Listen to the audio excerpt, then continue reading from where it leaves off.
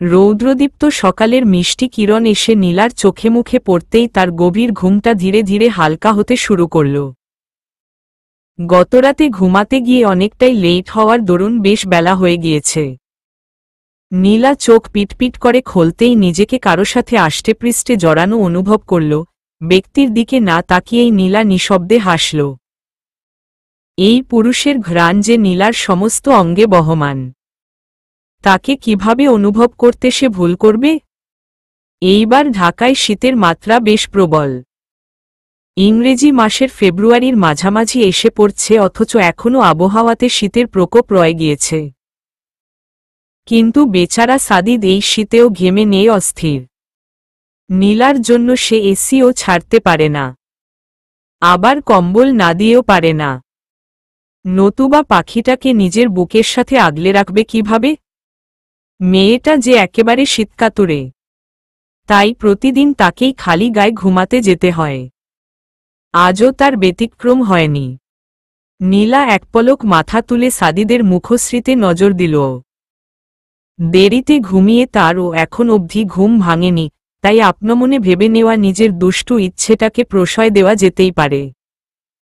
নীলা সাদিদের লোমশ বুকটাতে আঙুল দিয়ে অযথাই খানিক আঁকিবুকি করল। সাদিদের এতেও কোনো নড়াচড়া না দেখে চুপি চুপি তার পুরুষালী বুকটাতে নাক ডুবাল। টেনে টেনে তার শরীরের পাগল করা নেশা ধরানো ঘ্রাণটা তার নিঃশ্বাসে প্রশ্বাসে নিতে লাগল। এ যেন ড্রাগের থেকেও বড় নেশালো দ্রব্য। পুরুষালী এই তীব্র স্মেলে নীলার রন্ধ্রে রন্ধ্রে বারংবার প্রলয়কারী ঝড় ওঠে। নটি গাল, আমার ঘুমিয়ে থাকার অ্যাডভান্টেজ নেওয়া হচ্ছে? আচমকা সাদিদের ঘুম জড়ানো আওয়াজ পেয়ে নীলা হুড়মুড়িয়ে বুক থেকে মুখ তুলতে গেল। কিন্তু সাদিদ বরাবরের মতোই নিজের বলিষ্ঠ হাতের বাঁধনে তাকে আটকে দিল।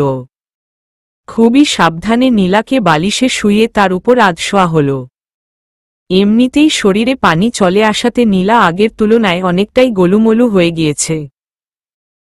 তার উপর ঘুমিয়ে ওঠার পর নীলার ফোলা গালগুলো আরও যেন ফুলে থাকে। সাদিদের তো ইচ্ছে করে কামড়ে কুমড়ে একেবারে খেয়ে নিতে।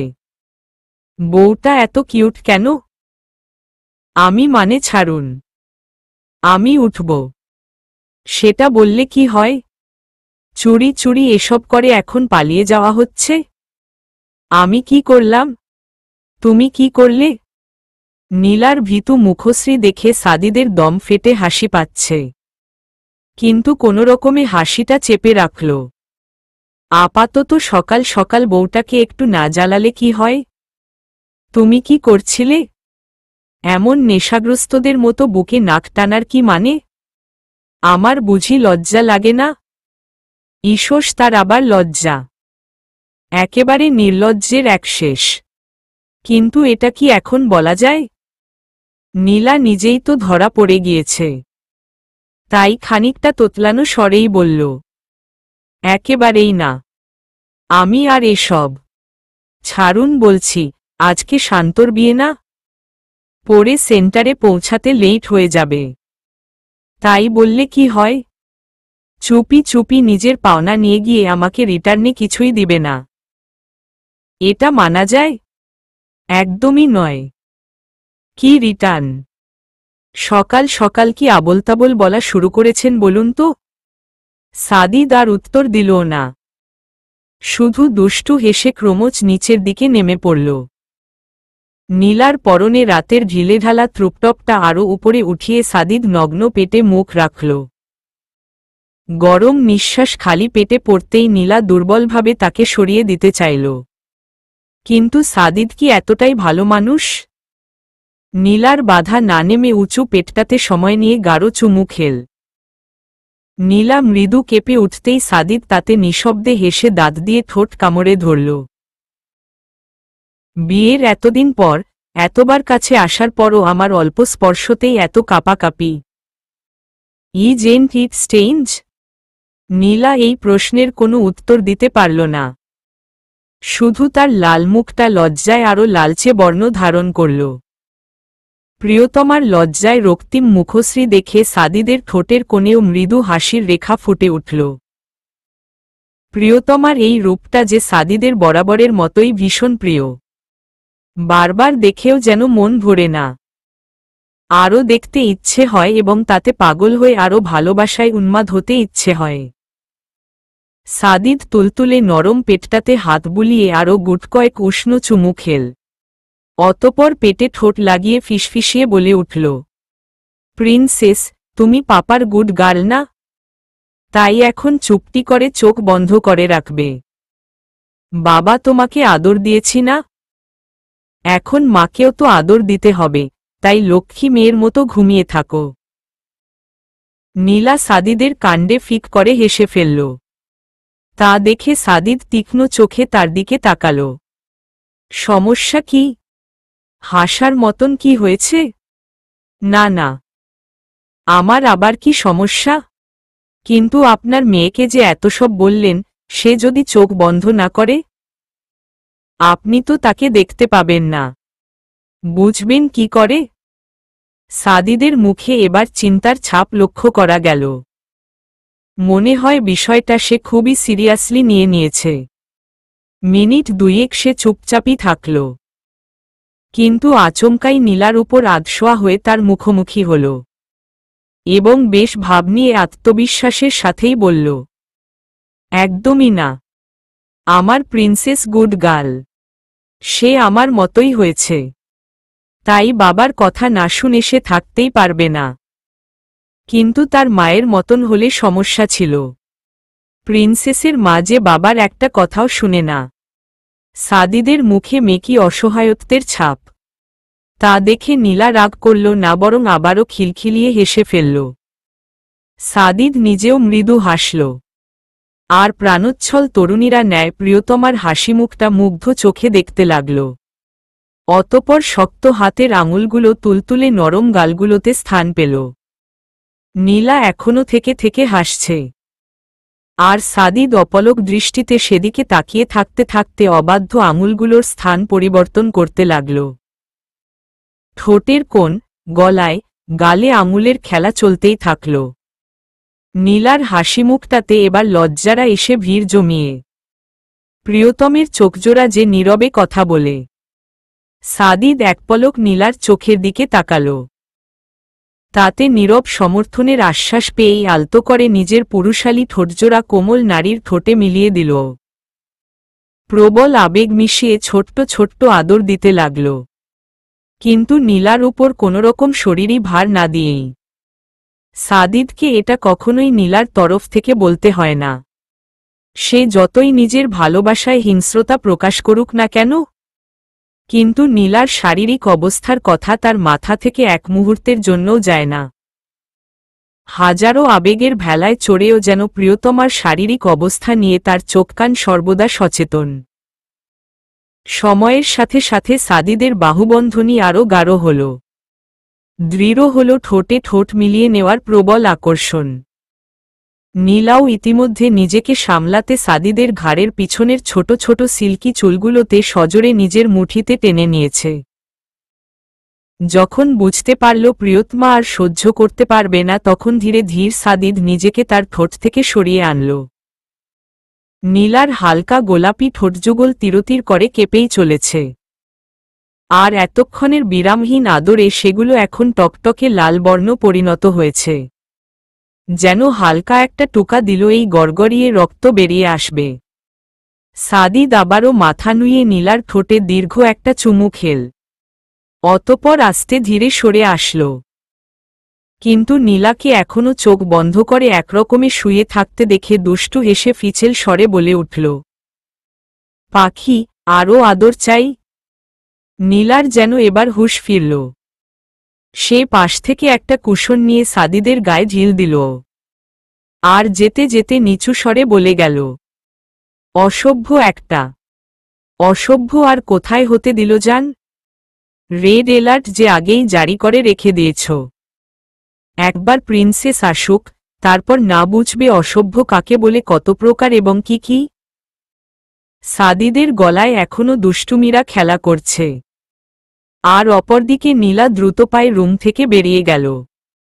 নতুবা এই অসভ্য ছেলের মুখ যে কন্টিনিউসলি চলতেই থাকবে। শুক্রবার বিধায় বরপক্ষ জুম্মার সালাত আদায় করে তারপর কনভেনশন সেন্টারে আসবে। তাই ইতিমধ্যে কনেপক্ষ এখানে এসে উপস্থিত হয়েছে। নীলা, নিধি, শায়লা রহমানকে এখানে ড্রপ করে দিয়ে সাদিদ, শাহেদ আবারও তানবীরদের সাথে জয়েন করেছে। কেননা নামাজ শেষে তারা একসাথেই এখানে আসবে। নীলার শরীরের কন্ডিশন বিবেচনায় সাদিদ খুবই আরামদায়ক একটা পোশাক তার জন্য চুজ করেছে। কোনোরকম স্টোনের কাজবিহীন পিচ কালারের সফট কাপড়ের লেসের শর্ট স্লিভের ঢিলেঢালা একটা গ্রাউন। তাতে নীলার কমফোর্ট ফিলের সাথে সাথে বিয়ের অনুষ্ঠানের সাথেও মিলিয়ে যাচ্ছে। দোস্ত চয়েজ কার? জিজুর নাকি? হুহ। শান্তর দুষ্টুমি স্বরে নীলার ভাবনা থেকে খেয়াল ফিরল। সে এতক্ষণ খুঁটিয়ে খুঁটিয়ে সাদিদের পছন্দটাই দেখে যাচ্ছিল। নীলাকে আগ বাড়িয়ে কখনোই কিছু বলতে হয় না। সে যেন এমনিতেই নীলার অন্তর্যামী। নীলা মৃদু হেসে শুধু মাথা নাড়াল। বাহ বাহ, তোদের প্রেম দেখি সময়ের সাথে সাথে সমানুপাতিক না দ্বিগানুপাতিক হারে বেড়েই চলেছে। তানবীর ভাইয়া বুঝি আপনাকে কিছু কম করে? আমি শপিংয়ে যাইনি তো কি হয়েছে? আপনার মাথার টিকলি থেকে পায়ের নুপুর পর্যন্ত যে তানবীর ভাইয়ার পছন্দ করা সেগুলো কি আমি জানি না মনে করেছেন? শান্ত এবার থেমে গেল, কেননা প্রসঙ্গ যে নিজের ঘাড়ে এসে পড়েছে।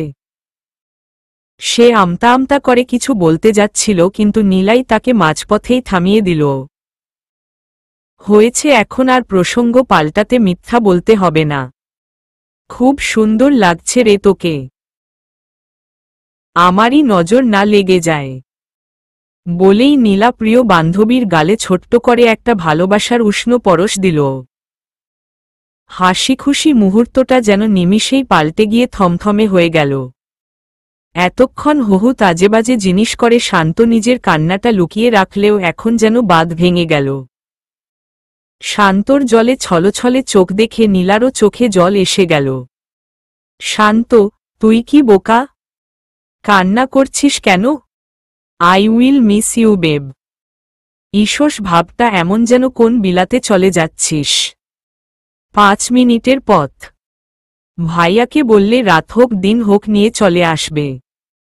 ওইটা তো একটা উল্লুক। আমার কোনো কথা শুনে বুঝি? আহারে, শুনে না বলেই কি সকলের অগোচরে আপনাকে প্রথম হলুদ লাগিয়ে আসে? বলেই নীলা ঠোঁট বাঁকিয়ে ভ্রু নাচাল। এতক্ষণের কান্না ভুলে গিয়ে তৎক্ষণাৎ শান্ত আবারও লজ্জায় মাথা নিচু করে ফেলল। শাড়ি দিয়ে পেট এত ঘুরে রাখলেও দুষ্টু বান্ধবীটার চোখে ঠিকই সেটা পড়ে গিয়েছে। ঈষৎ কি লজ্জা! তখনই দুই বান্ধবীর কথোপকথনে বিঘ্ন ঘটিয়ে শান্তর ছোট্ট চাচাতো বোনটা এসে বলতে শুরু করল, নীলা আপু, বর এসেছে। তাড়াতাড়ি চলো, বর এসে গিয়েছে। জলদি আসো। নীলা কেবল পিচ্ছিটার দিকে অসহায় চোখে তাকাল। ছোট্ট মেয়েটা তো আর জানে না নীলা এই রুম থেকে বেরিয়ে সেন্টারে ধ্যাং ধ্যাং করলে তার গালে আরেকজন একটা থাপ্পড়ও মিস করবে না। তাই নিঃশব্দে বিরস মুখে নীলা সেখানেই বসে রইল। আর সবাই হৈহট্টগোল করে বরের আগমনে বের হল। দোস্ত, আমার বুকটা দেখ, কেমন করে যেন ধকধক করতাসে।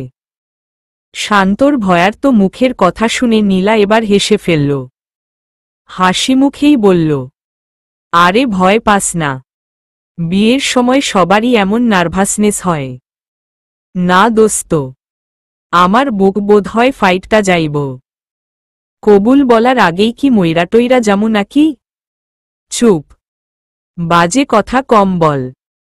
ভাইয়া শুনলে থাপ্পড় একটাও মিস হবে না।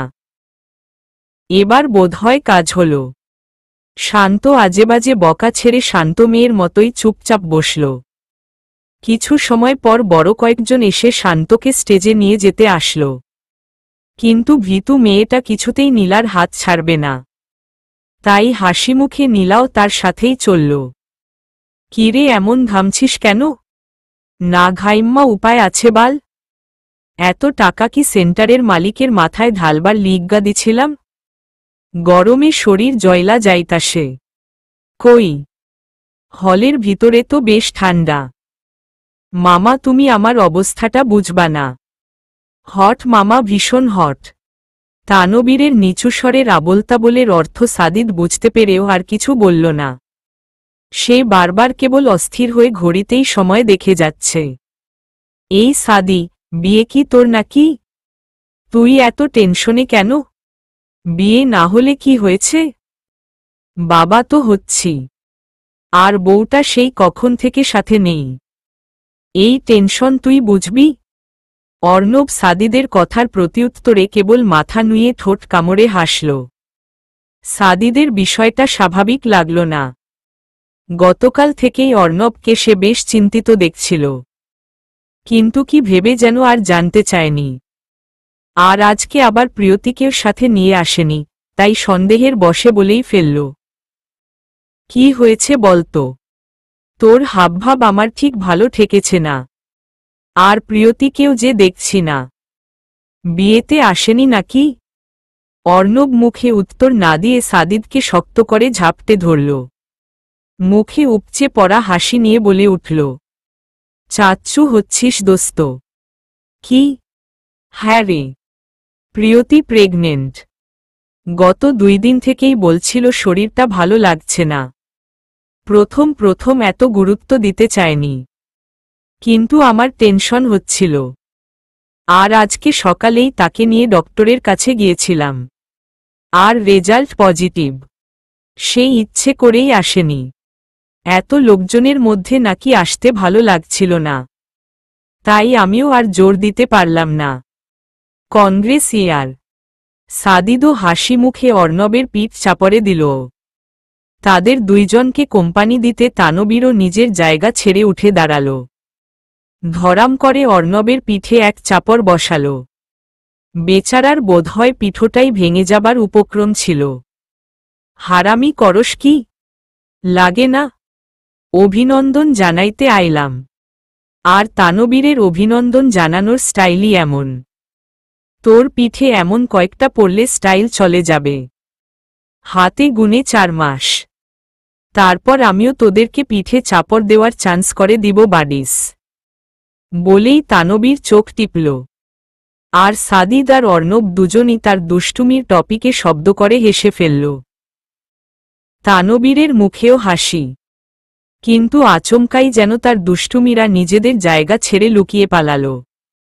সে থম মেরে দাঁড়িয়েই রইল। সাদিদ আর অর্ণব তার দৃষ্টি অনুসরণ করে সেদিকে তাকাল। আর বন্ধুর এহেন আচরণের কারো ঠিক বুঝে উঠতে পারল। তাই তারা আবারও একে অপরের দিকে তাকিয়ে ঠোঁট টিপে হাসল। সিঁদুর রাঙা লেহেঙ্গায় গোল্ডেন আর সিলভার স্টোনের ভারী কাজের সাথে শরীর জুড়ে ব্রাইডাল গোল্ডের জুয়েলারিতে শান্তকে যেন আজ চেনাই যাচ্ছে না। 2 হাতে অর্গানিক মেহেদির টকটকে লাল রং, হাত ভরা চুড়ি। ব্রাইডাল সাজে সে যেন এক মানুষরূপী পরী। তানবীর বার কয়েক চোখ বুজে আবার তাকাল। না, সহ্য করা যাচ্ছে না এই ভয়ঙ্কর সৌন্দর্য যে চোখ রীতিমতো পুড়িয়ে দিচ্ছে। শান্তকে এনে তানবীরের ঠিক পাশে বসানো হল। সর্বদা দাপটে চলা মেয়েটাও আজ নিজের বিয়ের দিনে এসে চুপসে গিয়েছে। চোখ উপরে তুলে তাকাতেই পারছে না, কেননা সে যে না তাকিয়ে উপলব্ধি করতে পারছে পাশের মানুষটির ঝলসানো দৃষ্টি তার সমস্ত অঙ্গে খেলা করে যাচ্ছে। আর এখানেই যে শান্তর সবচেয়ে বেশি ভয়, লজ্জাজড়তা সব। হসপিটালের জন্য অ্যাডভান্স সিট কাটতে হবে বোধহয়। শান্ত এতক্ষণে চোখ তুলে তানবীরের দিকে তাকাল। কিসের মধ্যে কি? কিন্তু তার অবাককরা চাহনিতে তানবীর থেমে গেল না, বরং মুখ নিচু করে শান্তর কানে নিচু স্বরে বলে উঠল, কাইজ্জাখুন্নি মাইয়া, তুই তো শেষ। আজকে আমার ধ্বংসকারী হাত থেকে তোকে কে বাঁচাবে? মুহূর্তেই শান্তর শরীরে যেন কাঁপন ধরেছে। সমগ্র অঙ্গে থরথর করে কাঁপুনি শুরু হয়েছে। তানবীরের কণ্ঠস্বর নিচু হলেও তাতে নেশালো আভাস স্পষ্ট। গরম নিঃশ্বাসগুলো যেন এই এয়ার কন্ডিশনের শান্তর শরীর পুড়িয়ে দিয়ে যাবে। ওহো, দেবর সাহেব এখনই সব কথা শেষ করে ফেলবেন নাকি? রাতের জন্য কিছু বাকি রাখুন। রাতে কি আর কথা বলার সময় পাওয়া যাবে ভাবি? অন্য কাজ আছে না? নিধি এসেছিল তানবীরের কান টানতে, কিন্তু নির্লজ্জ ছেলের এমন কথায় তার নিজের কান দিয়েই যেন ধোঁয়া বের হবার জোগাড়। তাই নিজের সম্মান বাঁচিয়ে সে জলদি কেটে পড়ল। সকলের টুকিটাকি দুষ্টুমি, হাসি ঠাট্টার মধ্যে দিয়েই অবশেষে বিয়ের সবচেয়ে গুরুত্বপূর্ণ সময়টা এসেই গেল। কাজী সাহেব যখন শান্তকে কবুল বলতে বলল, এই মেয়ে কাঁদতে কাঁদতেই শেষ। আরে শান্ত, কি হচ্ছে এটা? ওনাদের কতক্ষণ বসিয়ে রাখবে? বলে দাও। হ্যাঁ, ছুটকি বলে ফেল। ওনারা বিরক্ত হচ্ছে। কে শুনবে কার কথা? একটা মেয়েই বোধহয় এই সময়টা উপলব্ধি করতে পারে। 3 অক্ষরের কবুল শব্দটা যে তখন কতটা ভারী, আর সেটা মুখে বলা যে কি কঠিনতম কাজ সেটা কাউকে বুঝিয়ে বলা হয়তো কোনো কালেই সম্ভব নয়। তানবীর নিজেও সেটা বুঝতে পারছে। কিন্তু তাই বলে কি ঘন্টার পর ঘন্টা বসে এই মেয়ের নাকের জল চোখের জল দেখবে নাকি? চুপ। আর একটা কান্নার আওয়াজ শুনলে তোর খবর আছে। চুপচাপ কবুল বল। তোকে কি কিডন্যাপ করে উঠিয়ে নিয়ে যাচ্ছি নাকি? না হলে এমন ছিচকাদুনের মতো ভ্যা ভ্যা করে কাঁদছিস কেন? উপস্থিত সবাই আবারও একবার হতবাক। এই বরকনে বিয়ের আগেই যেমন করে সকলের সামনে ঝগড়াঝাটি করে যাচ্ছে, আল্লাহ ভালো জানেন ভবিষ্যতে এদের কি অবস্থা হবে। সবাই আর যাই ভাবুক না কেন, কিন্তু তানবীরের এই ধমকে বেশ কাজ হল। শান্ত হুড়হুড় করে বলে ফেলল, কবুল। একইভাবে 3 বার কবুল বলার পর তানবীরের পালা আসতে সে একদমই সময় নিল না। কাজী সাহেব বলার সাথে সাথেই সে কবুল বলে ফেলল। সবাই একদফা হাসাহাসি করলেও সে তাতে নির্বাক। আপাতত তার তীক্ষ্ণ দৃষ্টি শান্তর উপরেই বিরাজমান। আপাত দৃষ্টিতে তার দৃষ্টির ভাষা বুঝা ভীষণ কঠিন। সে নিজেই জানে তার মনে মনে কি ফন্দি চলছে।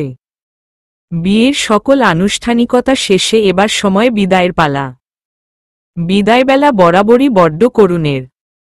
কিন্তু তানবীরের আগে থেকেই সতর্কবাণীতে শান্ত এবার আর কাদার মতো দুঃসাহস দেখাতে পারল না। শুধু নিচু স্বরে বারবার নাক টেনে গিয়েছে। আর মনে মনে ইচ্ছে মতন তানবীরকে গালাগাল, মানে নিজের সদ্য বিবাহিত জামাইকেই মনের দুঃখে বকে যাওয়া। ওই বাড়িতে কিছু নিয়মকানুনের জন্য নিধিনীলার সাথে সাথে আরও কয়েকজন আত্মীয়রা তানবীরের বাড়িতে আজকের রাতটা কাটাবে। তানবীরের এত সহায় সম্পদের মধ্যেও হাতে গোনা কয়েকজন কাছের আত্মীয়। নতুবা সবাই সুসময়ের অর্থের পাগল। তাই শায়লা রহমান নিজে এসে শান্তকে গৃহবরণ করে গিয়েছেন, তারপর নিধি আর নীলাদের আজকের রাতটা এখানেই কাটানোর জন্য বলে গিয়েছেন। বিয়ে বাড়িতে আত্মীয়স্বজন না থাকলে কি বিয়ে বাড়ি মনে হয়? টুকিটাকি কিছু নিয়মনীতি শেষ করে শান্তকে তানবীরের রুমে নিয়ে এসে বসাতেই তার বুকে আবারও হাতুড়ি পেটা শুরু হয়েছে। শান্ত, এবার তাহলে তুই থাক, আমরা গেলাম। আরে বসো না, এত তাড়া কেন? চল আজকে সারারাত দুইজনে বসে আড্ডা দেই। অতি উত্তেজনাতে শান্তর বোধহয় মাথাটাই গিয়েছে। নীলা এতজনের সামনে কিছু না বললেও তানবীরের আত্মীয়দের মধ্যে একজন বলেই ফেলল, কি গো নতুন বউ, জামাইরে বাহিরে বসাইয়া বান্ধবীরে নিয়া আড্ডা দিবা? জামাই কি এত সহজেই ছাইরা দিব? আরে ছাড়ব কি, আজকে রাতে তো সুপার গ্লুর মতো চিপকে থাকব। শুধু কি চিপকেই থাকব? আর কিছু করব না? শান্ত পারে না দৌড়ে এই বেশরম মহিলাদের সামনে থেকে পালাতে। নীলাও এসব কথায় বেশ লজ্জা পাচ্ছে। নিজেদের মধ্যে এমনিতে যতই দুষ্টুমি করুন না কেন, কিন্তু সবার সামনে তারা বরাবরই ভদ্র বাচ্চা। তাই দুজনই বেশ লজ্জা পাচ্ছে। নিধি পরিস্থিতি স্বাভাবিক করতে এগিয়ে আসল। আচ্ছা হয়েছে, তোমরা আর বেচারিকে ভয় পাইয়ে দিও না। এবার আসো তো, তানবীর বোধহয় বাহিরে অপেক্ষা করে আছে। সবাই আরও কিছু হাসি তামাশা করে অবশেষে রুম থেকে বের হল। নীলাও তাদের সাথে বেরিয়ে আসল। একটু দূরেই সাদিদকে দেখা গেল। তারা বন্ধুরা মিলে ক্রমাগত তানবীরের ঠাং খিঁচে চলেছে। নীলাকে তানবীরের রুম থেকে বেরিয়ে আসতে দেখেই সাদিদ এদিকে এগিয়ে আসল। মুখে তার মৃদু হাসি। অবশেষে ম্যাডামের আমার জন্য সময় হয়েছে। নীলা তার এহেন কথায় চোখ ছোট করে তাকাতেই সাদিদ তাকে আলতো করে ধরে কাছে টানল। ডান গালটা আস্তে করে টিপে দিয়ে বলল, কিছু খাবে? ইসোস না, আর কত? একটু আগেই না খেলাম। আচ্ছা, খেতে হবে না, কিন্তু এখানে প্রথমবার এসেছ, কিছু লাগলে আমাকে কিন্তু অবশ্যই বলবে। নীলাকে এতটুকু বলে সাদিদ গলা উঁচিয়ে পিছনে তাকিয়ে বাকিদের উদ্দেশ্য বলে উঠল, আমি গেলাম, দায়িত্বটা তোদের উপর বরাদ্দ। হারামি এতদিন আমাদের পকেট খালি করছে, আজকে এর একেবারে কানাকড়িও ছাড়বি না, সবটুকু উসুল চাই। অতঃপর নীলাকে নিজের সাথে আগলে নিয়ে সাদিদ তাদের জন্য গুছিয়ে রাখা রুমে চলে আসল। দরজা লক করে দিয়ে পিছন ঘুরতেই পাখিটাকে খোলা জানালার বাহিরে একধানে তাকিয়ে থাকতে দেখল। আর মুহূর্তেই সাদিদ দ্রুত পায়ে তার দিকে এগিয়ে আসল। পাখি, এসব কি? বলেছি না এমন সময়ে অসময়ে চুল ছেড়ে বাহিরে আসবে না। বলতে বলতেই সাদিদ তার লম্বা চুলগুলোকে নিজের এক হাতের মুঠিতে নিয়ে নিল। তাতে নীলার নিচু গলার অভিযোগ, বাহিরে কোথায়? এখন কি জানালার পাশেও দাঁড়াতে দিবেন না? না, দিব না। তুমি বুঝো না কেন? আমার এসবে ভয় হয় পাখি। আমি তোমার ক্ষেত্রে কোনোরকম রিস্ক নিতে রাজি নই। এসব কুসংস্কার কেউ নই। আমার জন্য আপনার অনেক কষ্ট হচ্ছে, তাই না? সাদিদ নিজের পাখিটাকে বুকের সাথে জড়িয়ে নিল। মাথায় দীর্ঘ একটা চুমু খেয়ে প্রচণ্ড আবেগ মিশানো জড়ানো গলায় বলল, না জান, একবারেই না। বরং তুমি পাশে না থাকলেই আমার যত কষ্ট হয়, সহ্য করার মতো নয়। তাই সবসময় আমার পাশে থেকে অনবরত পাগলামি করে যাবে। আমি কিছু বলবো না, লক্ষ্মী পাখি আমার। নীলার মনটাও নিমিষেই আবার খারাপ হয়ে গেল। আজকাল সাদিদ নীলা দুজনই খুব ভালো অভিনেতা এবং অভিনেত্রীর দায়িত্ব পালন করে যাচ্ছে। বাহির দিয়ে তারা বড্ড সুখী, বড্ড পাগল, কিন্তু একমাত্র ভিতরটাই জানে তারা কত খণ্ডে বিভক্ত হয়ে আছে। দিন শেষে আপনজনের মুখেই হাসি ফুটাতে তারা সর্বদা হাস্যমুখের অভিনয়ে মেতে থাকে, কিন্তু দিন শেষে দুজনেই চোখের দৃষ্টিতে ধরা। আবার পরমুহূর্তেই সবকিছুকে অগ্রাহ্য করে সম্পূর্ণ অজানার ভান ধরে। নীলা এবার মুখ তুলে সাদিদের দিকে তাকাল।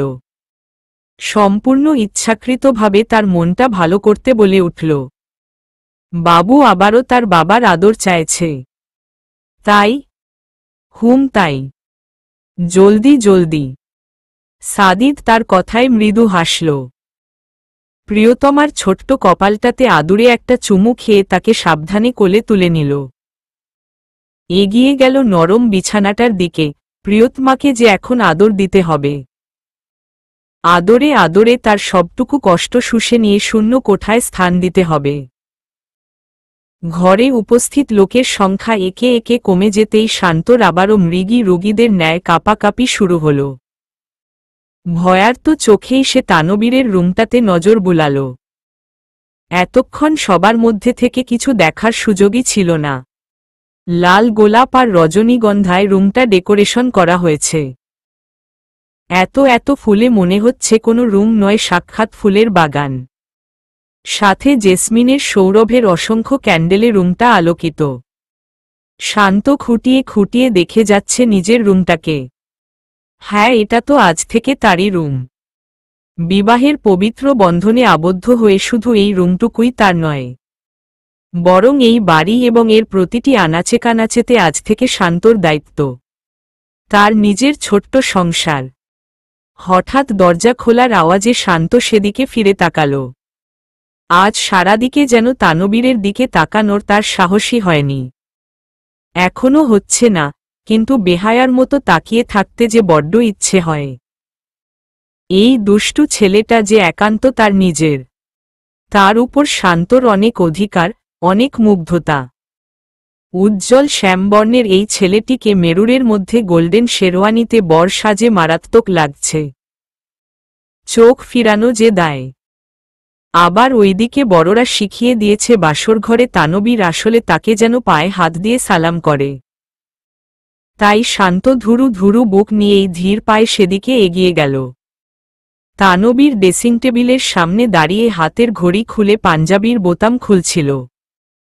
আচমকাই শান্ত নিজের মতো করে তানবীরে পায়ে হাত দিয়ে সালাম করে ফেলল। হঠাৎ এমন করাতে তানবীরও বিষয়টা বুঝে উঠতে পারল না। সালাম করার দরকার ছিল না। এসব আমি মানি না। আসলে বড়রা বলে দিয়েছে তাই।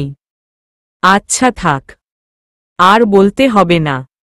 এসব পরে আর কতক্ষণ থাকবে? ভারী জিনিসপত্র ছেড়ে ফ্রেশ হয়ে আসো। শান্ত বিনা বাক্য তানবীরের কথা পালন করল। কিন্তু বিপত্তি ঘটল এত অলংকার, সেফটি পিনে। শান্তর এসবের সাথে এমন নীরব যুদ্ধ দেখে তানবীর এগিয়ে গেল এবং নিঃশব্দে তার কাজে সহায়তা করল। এদিকে পুরোটা সময় শান্ত যেন দম আটকে বসেছিল। শরীরে তানবীরের রুক্ষ বলিষ্ঠ হাতগুলোর ছোঁয়া পড়তেই যেন শরীর বরফ শীতল হয়ে যাচ্ছিল। সব খোলা শেষ, এখন যাও। শান্ত এবারও বিনা বাক্য তার কথা পালন করল। তার নিজের শব্দ ভাণ্ডার যেন আজ ফাঁকা।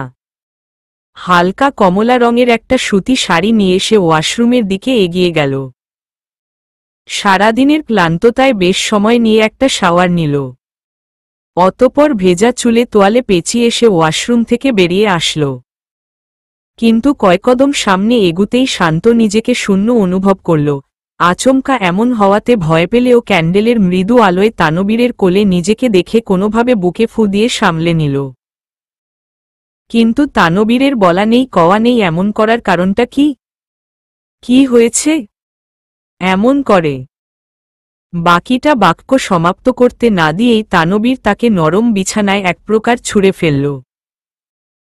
আর সেকেন্ড সময় অতিবাহিত না করেই নিজের সবটুকু ভর তার নরম শরীরের উপর তুলে দিল।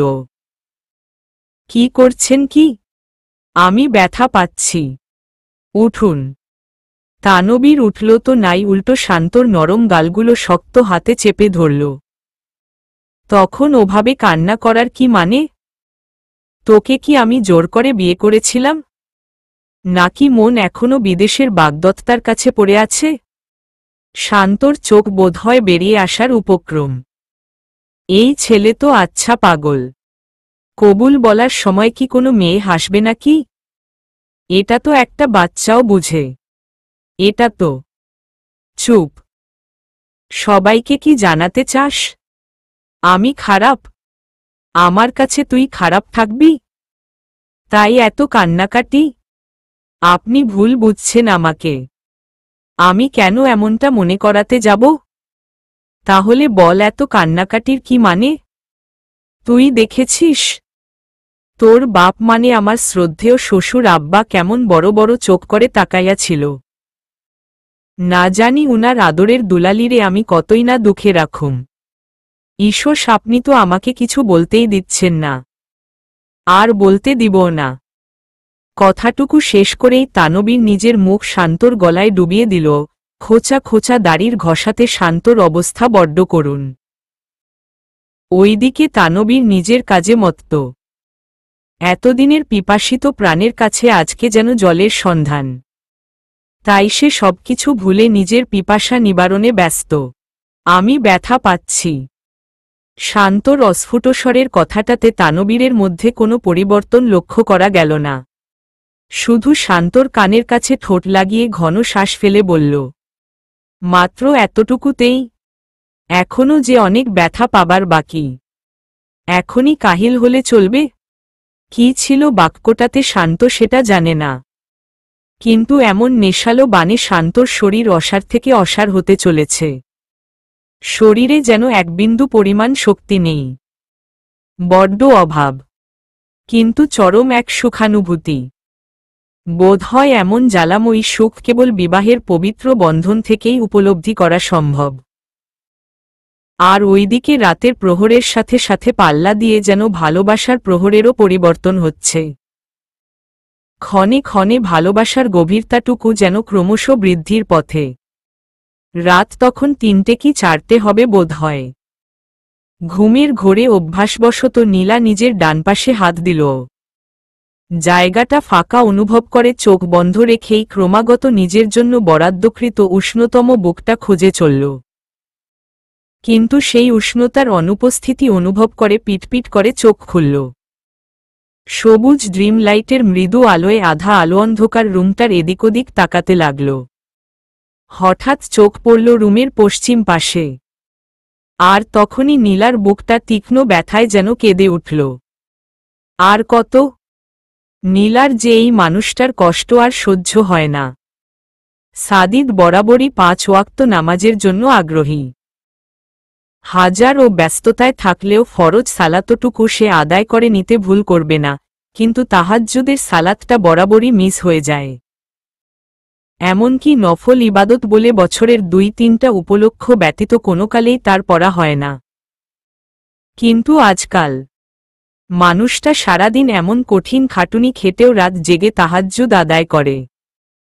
অন্য সময় হলে নীলা হয়তো বা স্বামীর এমন নেক আমলে ভীষণ খুশি হতো, কিন্তু এখন যে ইচ্ছে থাকা সত্ত্বেও হতে পারে না, প্রচণ্ড দুঃখে তার শ্বাস নিতে কষ্ট হয়। কেন তার জন্য এই মানুষটা এত কষ্ট পায়? নিজের কষ্টের থেকেও যে নীলার নিকট তার কষ্টের আঘাত ব্যাপক গাঢ়। সহ্য হয় না নীলার। কতক্ষণ এভাবে কান্নাভরা মুগ্ধ দৃষ্টিতে নীলা তার প্রাণপ্রিয় স্বামীর দিকে তাকিয়েছিল সেটা বলা মুশকিল। কিন্তু চারপাশ থেকে আজানের ধ্বনি ভেসে আসতেই নীলার নিকট সময়টা অনুমান হল। সাদিদ একেবারে ফজরের সালাত শেষ করে জায়নামাজ থেকে উঠে দাঁড়াল। সাদিদকে সালাম ফিরাতে দেখেই নীলা তখন দ্রুত চোখ বন্ধ করে ফেলেছিল। মানুষটা যখন নীলার নিকট হতে এই মোনাজাতগুলো গোপন রাখতে চায় তাহলে সেটাই হোক। নীলাও তাকে এই নিয়ে কোনোরকম প্রশ্ন করবে না। থাকুক না কিছু নীরব পবিত্র ভালোবাসা একান্ত সযত্নে। তাতে কি খুব ক্ষতি? সাদিদ জায়নামাজটা যথাস্থানে রেখে বিছানার দিকে এগিয়ে আসল। নীলার মাথার কাছে বসে তার সারা শরীরে ফু দিল এবং খুবই আলতো করে 3 সেকেন্ড সময় নিয়ে মাথায় একটা চুমু খেল এবং তারপরই নিচু হয়ে কম্বলের উপর দিয়েই নীলার উঁচু পেটটাতে ঠোঁট স্পর্শ করলে ভালোবাসার স্নেহময় চুম্বন একে দিল। সাদিদ উঠে যেতেই নীলার গাল বেয়ে নিঃশব্দের গরম জলগুলো গড়িয়ে পড়ে ক্রমশ বালিশটা ভিজে যেতে লাগল। সাদিদ মাথার টুপি খুলে বিছানায় আসল। অনেক রাত করে ঘুমিয়েছে বলে কি মনে করে নীলাকে আর নামাজের জন্য ডাকল না। শুধু পাশে শুয়ে নীলাকে আস্তে করে বুকের সাথে জড়িয়ে নিল আর উঁচু পেটটাতে নিজের বলিষ্ঠ হাতটা আলতো করে রেখে চোখ বন্ধ করল। আর উপরে উপরে শক্ত ভাব বজায় রেখে চলা কিন্তু ভিতরে ভিতরে আর্স্ট হয়ে থাকা পুরুষটির অগোচরে চলতে থাকল প্রিয়তমা স্ত্রীর নিঃশব্দের অশ্রুজল। কিন্তু কতক্ষণ? নীলা ঘুমের ঘোরে কেঁপে কেঁপে উঠতেই সাদিদের চোখ খুলে গেল। আবছা আলোয় কিছু না দেখতে পেয়ে নীলার পাশে ল্যাম্পশেডটা অন করে দিল। চিন্তিত হয়ে নীলার গালে হাত রাখতেই ভেজা অনুভব করল। মুহূর্তেই তার অস্থিরতা শুরু। সেকেন্ডেই তার মনে হাজারো খারাপ চিন্তারা এসে ঘূর্ণিপাক খেতে লাগল। পাখি, এই পাখি শরীর খারাপ লাগছে তোমার? সাদিদের ভাঙা গলার চিন্তিত স্বরটা শুনে নীলা আর ঘুমের অভিনয় করে যেতে পারল না। কিন্তু চোখ খুলতেই ঘটল বিপত্তি। চক্ষুযুগল যেন তার টকটকে রক্তলাল। কি হয়েছে আমার পাখির? বলো আমাকে। নীলা মুখ ফুটে কিচ্ছুটি বলতে পারল না। শুধু এতক্ষণের নিঃশব্দের চোখের জলগুলো সাদিদের বুকে লেপটে দিয়ে বুক ভিজাতে লাগল। এমন করলে কিন্তু আমি রেগে যাব পাখি। কান্না বন্ধ করো, ডক্টর নিষেধ করেছে না এই সময় তোমাকে কান্নাকাটি না করতে? তাহলে এসব কি? দেখি চোখ মুছো। সাদিদ নিজেই তার ভোজা গালগুলো আলতো হাতে মুছিয়ে দিল। অতপর প্রিয়তমা স্ত্রীকে বুকে আগলে নিয়ে আদুরেভাবে মাথায় হাত বুলিয়ে দিতে লাগল। নীলার কান্না কিছুটা দমে আসতেই সাদিদ চিন্তাগ্রস্ত গলায় প্রশ্ন করল, কান্না করেছ কেন সোনা? শরীর খারাপ লাগছিল? নাকি আবারও বাজে স্বপ্ন দেখেছিলে? কিচ্ছুটি হয়নি আমার। কেবল আপনি আমাকে বুকে শক্ত করে জড়িয়ে নিয়ে চোখ বন্ধ করুন, তাহলে আমি ঠিক হয়ে যাব। সাদিদ নিঃশব্দে মৃদু হাসল। অতঃপর নিজেদের উপর পাতলা কম্বলটা ভালোভাবে দিয়ে নীলাকে তার সাথে একেবারে আষ্টেপৃষ্ঠে জড়িয়ে নিল। মাথায় শব্দ করে চুমু খেয়ে বলল, আমার প্রিন্সেস কি করে? দুষ্টু মা কি কান্না করে তার মিষ্টি ঘুমটা ভেঙে দিয়েছে? নিজেই দেখুন। নীলা কম্বলের নিচ দিয়েই সাদিদের হাতটা তার পেটে রাখল। বেশিক্ষণ সাদিদকে অপেক্ষা করতে হয়নি। মেয়ে তাকে নিজের অবস্থান জানান দিল। সাদিদের চোখে মুখে উপচে পড়া খুশি। প্রিন্সেস জেগে আছে পাখি, আমাদের কথা মনোযোগ দিয়ে শুনছে। নীলা উত্তর দিল না, শুধু সাদিদের হাসিমুখটা মুগ্ধ দৃষ্টিতে প্রাণভরে দেখল। মুগ্ধতার রেশ নিয়েই তার কপালের চুলগুলো আলতো হাতে সরিয়ে দিয়ে ডান গালে ছোট্ট একটা চুমু দিল। সাদিদের ঠোঁটের কোণ আরও বিস্তৃত হল। সদ্য ভোরের আলোতে জানিলার চোখ জুড়িয়ে দিচ্ছে। দেখেও যেন তৃপ্তি মেটে না তার। ভীষণ তৃষার্ত এক প্রিয়তমা নারী। তানবীরের সর্বদা জনমানবহীন খা খা করা বাড়িতে যেন আজ শান্তি মতে শ্বাস ফেলার জায়গাটুকু নেই। আল্লাহ জানে কোথায় থেকে সকাল সকাল এত লোকজনের লাইন লেগে গিয়েছে। শান্ত চোখ নামিয়ে পুরো লিভিং রুমটাতে একবার নজর বুলাল। না, কাউকে চেনে না। কেমন যেন নার্ভাস লাগছে। অদূরেই নিধি একজন স্টাফের সাথে কাজকর্মের বিষয়ে কথা বলছিল। তাই শান্তকে জড়সড় হয়ে একা দাঁড়িয়ে থাকতে দেখে এগিয়ে আসল। কিরে, কিছু লাগবে? এমন করে কি দেখে চলেছিস? না মানে আসলে এত ইতস্ততবোধ করছিস কেন? এটা তো এখন থেকে তোর নিজেরই বাড়ি।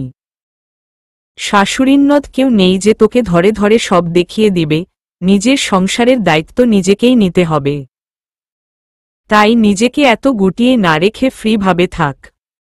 আপু, আমি পারব তো এত বড় সংসার সামলাতে? বড় কোথায় রে? মাত্র তো তুই আর তানবীর, টোনাটুনির সংসার তোদের। আর কে আছে? না মানে ওনারা সবাই? নিধি এবার শব্দ করেই হেসে ফেলল। হাসতে হাসতেই বলল, বিয়ের পরের দিনই হাওয়াফুস? সর্বদা দাপটে চলা মেয়েটা আজ এমন ভীতুদের মতো কথা বলছে? মানে? আরে বোকা মেয়ে, উনারা ঘরের লোক নয়, বিয়ের বিভিন্ন কাজে বাহির থেকে এসেছে। ওহ!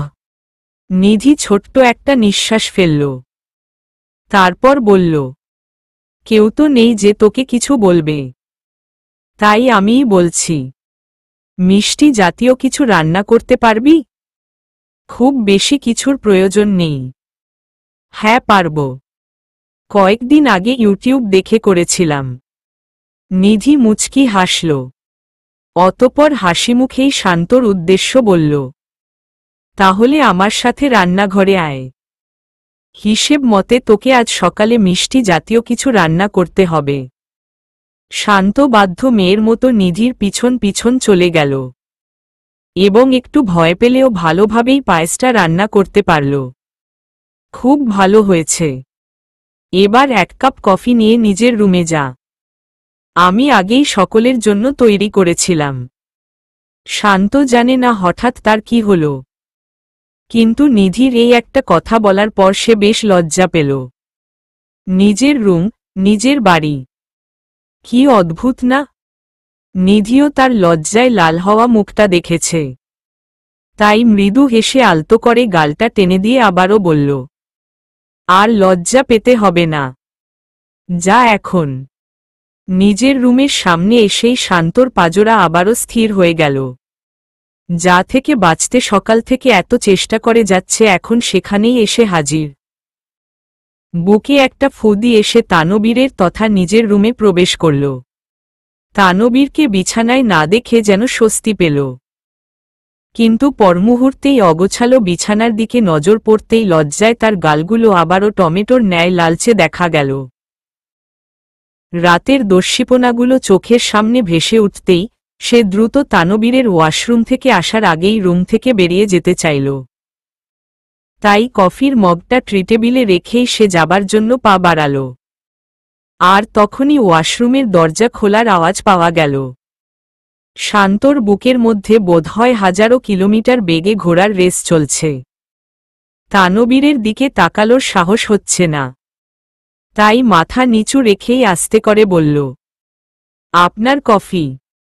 বলেই সে হালকা দৌড়ে রুম থেকে বের হতে চাইল, কিন্তু পারল না। শীতল বলিষ্ঠ একটা হাত সজোরে পিছন থেকে তার কবজি টেনে ধরেছে। তানবীর পিছন থেকেই প্রশ্ন করল, সমস্যা কি তোর? সকাল থেকে কোথায় ছিলি? না মানে একটু কাজ। কিছু করতে হবে না।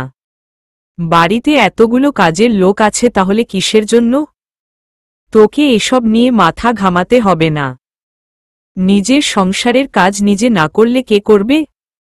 এমন কথার পরিপ্রেক্ষিতে তানবীর আর প্রত্যুত্তর করার ভাষা খুঁজে পেল না। এতদিন তো এটাকে তার বাড়ি বলেই মনে হতো না, কেবলমাত্র একঝাঁক কাজের লোকের ভিড়ে গড়ে ওঠা 5 স্টার হোটেল মনে হতো। কিন্তু আজকে এই মেয়েটার একটা কথায় কোথায় যেন শেকড়ের টান পড়েছে। সত্যিই মেয়েটার আগমনে ধীরে ধীরে এই হোটেলটা যেন বাড়িতে রূপান্তরিত হচ্ছে। তানবীর শান্তকে পিছন থেকেই আলতো করে জড়িয়ে ধরল। শান্তর কাঁধে নিজের থুতনি রেখে ধীর গলায় বলল, থ্যাংক ইউ। গরম নিঃশ্বাস কাঁধে পড়তেই শান্ত পরনের শাড়িটা শক্ত করে খামচে ধরল। একেবারে স্থির হয়ে দাঁতে দাঁত চেপে দাঁড়িয়ে রইল। তাকে এমন শরীর শক্ত করে দাঁড়িয়ে থাকতে দেখে তানবীর আবারও বলে উঠল, তোমার কি কোনো সমস্যা হচ্ছে? শরীর খারাপ লাগছে? পেইনকিলারটা তখন খাওনি?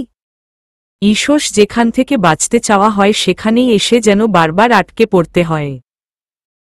শান্ত লজ্জায় কুকড়ে গিয়ে অস্ফুট স্বরে কেবল বলল, কফি ঠান্ডা হয়ে যাচ্ছে আপনার। ছাড়ুন, আমি যাব।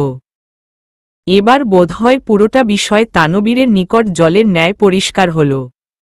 সে দাঁত দিয়ে ঠোঁট কামড়ে ধরে চাপা হেসে বলে উঠল, লজ্জা পাচ্ছ? ছাড়ুন। না বললে তো ছাড়ছি না মিসেস। শান্ত এবার আর মুখে কিছু বলতে পারল না। কেবল তানবীরের বাহুবন্ধন থেকে নিজেকে ছাড়িয়ে নিতে ক্রমাগত মোচড়ামুচড়ি শুরু করল। কিন্তু তানবীর এত সহজে ছাড়লে তো? আষ্টেপৃষ্ঠে শান্তকে পিছন থেকে নিজের বুকের সাথে জড়িয়ে ধরে দুষ্টুমি মাখা স্বরে বলল, লজ্জার কাজ তো শেষ। এখন এত লজ্জা পেয়ে কি হবে? এমন দুষ্টু বাক্যে শান্ত আর নিজেকে সামলিয়ে রাখতে পারল না। পিছন ঘুরে তানবীরের সদ্য গোসল করা উন্মুক্ত শীতল বুকে মুখ গজে দিল। তানবীর ঠোঁট টিপে হেসে শান্তর ভেজা চুলগুলোতে আঙুল চালাল। অতপর নিচু হয়ে চুলের ভাঁজে দীর্ঘ একটা ভালোবাসার উষ্ণ পরশ দিল। বিয়ের প্রথম সকালের শুভেচ্ছা ওয়াইফি। আপনাকেও। আর কিছু নেই? এত কিপটামি। শান্ত তানবীরের বুক থেকেই মাথাটা একটু উঁচু করল। তার দৃষ্টিতে স্পষ্ট তার নিকট তানবীরের মাত্র বলা কথাটা বোধগম্য হয়নি, কিন্তু তানবীরের ঠোঁটের কোণে দুষ্টু হাসির রেখাটা দেখে শান্ত আবারও বুকে মুখ লুকাল। বুঝতে পারুক আর নায়েবা পারুক, কিন্তু এটা যে নিঃসন্দেহে তানবীরের বদ মতলব সেটা বুঝতে শান্তর আর অসুবিধা হয়নি। তাই আস্তে করে তানবীরের বক্ষরমে একটা টান দিল। তাতে যেন তানবীরের ঠোঁটের কোণের হাসি আর দীর্ঘায়িত হল। সে শান্তকে নিজের বুকের সাথে আরও ঝাপটে ধরে এবার শব্দ করেই হেসে ফেলল। তানবীর ও শান্তর বিয়ে উপলক্ষে সাদিদের অনেক কাজ পেন্ডিং পড়েছিল। তাই দুপুরে তাদের রিসিপশন পার্টি শেষ করে সোজা ল্যাবে চলে গিয়েছে। ল্যাবের কাজগুলো গুছিয়ে আবার অফিসেও একটু টু মেরে আসতে হবে। নিজেদের অফিস হলে কি হবে? হাসিবুর রহমান বরাবরই কাজের ক্ষেত্রে ভীষণ সিরিয়াস। সেটা অফিসের স্টাফ হোক বা নিজের ছেলে, কাজ নিয়ে অবহেলা তিনি একেবারে বরদাস্ত করেন না। কিন্তু নিজের আদরের ছেলের বর্তমান সার্বিক পরিস্থিতি বিবেচনায় তিনি মন থেকেই তাকে একটু আধটু ছাড় দিয়ে থাকেন, আর এটারই সুযোগে সৎ ব্যবহার করতে তার গুণধর পুত্র পিছুপা হয় না।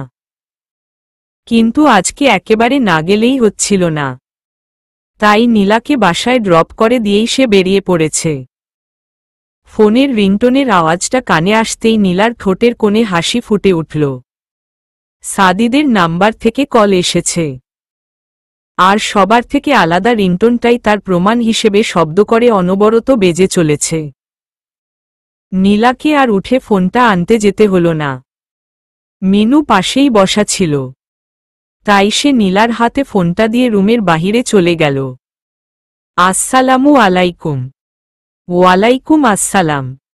কি করো? কিছু করি না, এমনিতেই বসে আছি। তুমি রুমে একা?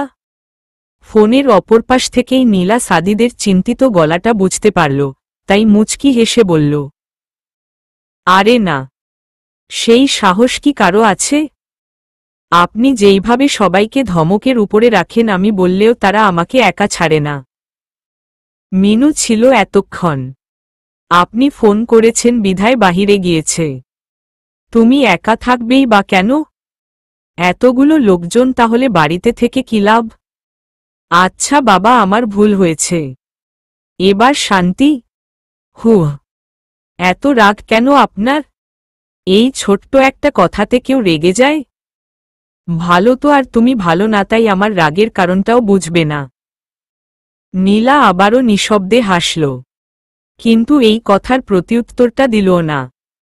কেননা সে বেশ ভালো করেই সাদিদের দুষ্টুমিগুলো বুঝতে পারে। তাই প্রসঙ্গ পাল্টাতে বলল, কি করেন? কাজ করছিলাম একটু। কখন আসবেন? ফোনের অপর পাশে সাদিদের ছোট্ট একটা নিঃশ্বাস ফেলার আওয়াজ পাওয়া গেল। নীলা চোখ বন্ধ করে লাউডস্পিকার অন করে ফোনটা নিজের বুকের উপর চেপে রাখল। কয়েক মিনিটের নীরবতার পর সাদিদ নরম আদুরে গলায় বলল, লেট হবে পাখি। তুমি বাকি সবার সাথে ডিনার করে নিও। কোনো ফাঁকিবাজি যেন না হয়। আমি কিন্তু মায়ের থেকে খবর নিব। আর আর রাত জাগবে না। লক্ষ্মী মেয়ের মতো ঘুমিয়ে পড়বে। বুকের বামপাশে খুবই সূক্ষ্ম একটা কষ্টের অনুভূতি হলেও নীলা কিছু বলল না, শুধু সাদিদকেও সময়মতো ডিনার করে নিতে বলে ফোন রাখল। সাদিদ কল রাখতেই নিমিষেই নীলার চোখটা ছলছল করে উঠল। মানুষটা নীলাকে এত সময় দেয়, এত খেয়াল রাখে, তারপরও যেন কয়েক ঘন্টার দূরত্বটাতে নীলার কষ্টের কুলকিনারা থাকে না। খুব বেশি ভালোবাসে বিধায়ী হয়তো সামান্য দূরত্বটুকু মনে এতটা আঘাত হানে। কিন্তু তারই সাথে সাথে নীলার যে ভয় হয়। সামান্য দূরত্বে যদি এত কষ্টের অনুভূতি হয়, তাহলে সারা জীবনের জন্য কিভাবে তারা একে অপরকে ছেড়ে বাঁচবে? অপরজনকে ছাড়া যে দুজনই অপূর্ণ, দুজনই ভীষণ অতৃপ্ত। নীলা আবারও দেয়ালের রেডিয়াম ঘড়িটার দিকে তাকাল। 11:30টার উপরে বাজে। অথচ সাদিদ এখনও অফিসে পড়ে রয়েছে। তখন ফোন রাখার পর আর কথা বলা হয়নি। শুধু ঘণ্টাখানেক আগে নীলা খেয়েছে কিনা সেই খবরটুকু সে শায়লা রহমানের কাছ থেকে নিয়েছে। তিনি হাসতে হাসতেই পাগল ছেলেকে বলেছেন তিনি নিজে নীলাকে খাইয়ে দিয়েছেন। আর সাদিদ আবারও নীলাকে কড়া স্বরে বলে দিয়েছে যেন রাত না জাগে, তাড়াতাড়ি ঘুমিয়ে যায়। কিন্তু নীলা সেই কখন থেকে বিছানায় শুয়ে একাধারে ছটফট করেই যাচ্ছে। কিছুতেই ঘুম আসছে না। এতক্ষণ শুয়ে থাকতে থাকতে মাথাটাও এবার ধরে যাচ্ছে। তাই সে বিছানা ছেড়ে উঠে পাতলা চাদরটা গায়ে দিয়ে রুমে লাগোয়া বারান্দায় গিয়ে দাঁড়াল। রাতের মৃদু বাতাসে মনটা নিমিষেই ভালো হতে শুরু করল। সাদিদ যখন বাসায় পৌঁছল তখন পুরো বাড়ি নীরবতার চাদরে আচ্ছন্ন। তাই ডুপ্লিকেট চাবি দিয়ে সে নিজেই দরজা খুলে ভিতরে প্রবেশ করল। নিঃশব্দে রুমের দিকে এগিয়ে গেল। রুমের দরজা লাগানো হয়নি। সাদিদ আসবে বলে নীলা তখন শুধু দরজা চাপিয়ে শুয়ে পড়েছিল। সাদিদ রুমে এসেই সর্বপ্রথম বিছানার দিকে তাকাল। কিন্তু শূন্য বিছানা দেখতেই তার কপাল কুঁচকে এলো। নীলাকে ডাকতে যাবে তখনই বারান্দার দিকে তার নজর পড়ল। বারান্দার হালকা কৃত্রিম আলো আর চাঁদের স্নিগ্ধ আলোতে প্রিয় নারীর ছায়ামূর্তিটি চোখের সামনে স্পষ্টত হল। আর মুহূর্তেই সাদিদের পুরো শরীরে একটা মৃদু প্রশান্তির ঠান্ডা বাতাস বয়ে গেল। খুবই পরিচিত স্পর্শটা নিজের পেটে অনুভব করতেই নীলা আবেশে চোখজোড়া বন্ধ করে নিল। নিচু স্বরে বলল, খেয়েছেন? হুম। কিন্তু তুমি এত রাতে এখানে কেন? ঘুমাতে বলেছিলাম না। ঘুম আসছিল না। কেন? নীলা উত্তর দিলও না। কি উত্তর দিবে? যে আপনার বুকের ওম ছাড়া আমার চোখে ঘুম ধরা দেয় না? এত বেশরম কি নীলা আধো হতে পারবে? তাই নিঃশব্দে শুধু পেটের উপর সাদিদের হাতটার উপর নিজেও হাত রাখল। কেবলমাত্র হৃদপিণ্ডের কয়েক মিনিটের নিঃশব্দের কথোপকথনের পর সাদি দাদুরে স্বরে ডাকল, প্রাণপাখি। হুম, ভালোবাসি। অতপর একগুচ্ছ তাজা লাল গোলাপ নীলার সামনে তুলে ধরতেই সে কিছুটা চমকিত দৃষ্টিতে ঘাড় ঘুরিয়ে সাদিদের দিকে তাকাল। সাদিদ চোখ সরিয়ে নিল না, বরং একদৃষ্টিতে দৃষ্টির মিলনরেখা তৈরি করেই বলল, তোমাকে ভালোবাসার জন্য আমার জন্য আলাদা কোনো স্পেশাল দিনের প্রয়োজন হয় না। বছরের ৩৬৫ দিনের সবকটি দিনই আমার জন্য ভালোবাসার এক একটা ফুটন্ত লাল গোলাপ। পুরোটা বছর জুড়ে আদরে মুড়িয়ে রেখেও আমার কাছে কম মনে হয়, মনে অতৃপ্তি থেকে যায়। তাই এই একটা দিনেই কেবল ভালোবাসা বিনিময় করে আমার পোষাবে না। আমার জন্য যে সবকটা দিনই ভালোবাসার দিন, সবকটা দিবসই ভালোবাসা দিবস। কিন্তু যুগ যদি আলাদাভাবে এটাকে উল্লেখ করতে চায় তাহলে আমিও বা একান্তভাবে করলাম। কিন্তু নিজস্ব ভালোবাসার গভীরতাকে আলাদা করে নয়। কেবলমাত্র প্রতিটি দিনের ন্যায় আজকেও একটুখানি ভালোবাসার পরশে তোমাকে রাঙিয়ে দিয়ে বলতে চাই, ভালোবাসা দিবসের শুভেচ্ছা। আবেগে নীলার শুকনো গাল বেয়ে মুহূর্তেই গরম নোনাজল বেয়ে পড়ল। মুখ ফুটে কিচ্ছুটি বলতে পারল না।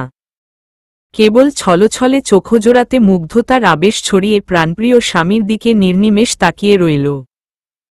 সাদিদ মিষ্টি করে হাসল। মুখটা নিচু করে সযত্নে নীলার ভেজা গালের নোনাজলটুকু নিজের ঠোঁটের ছোঁয়ায় শুষে নিল। অতপর নরম তুলতুলে গালগুলোতে হাত রেখে মুখটা আজলা ভরে ধরে কপালে ভালোবাসার প্রগাঢ় চুম্বন একে দিল। আবেশে নীলার গাল বেয়ে আবারও নোনাজল গড়িয়ে পড়ল।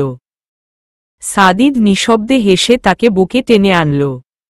আলতো করে চুলে হাত বুলিয়ে বলল, আমি কিন্তু রাগ করব জান। এত অল্পতেই কান্না করলে চলে? প্লিজ আপনি আমাকে একটু কম ভালোবাসেন।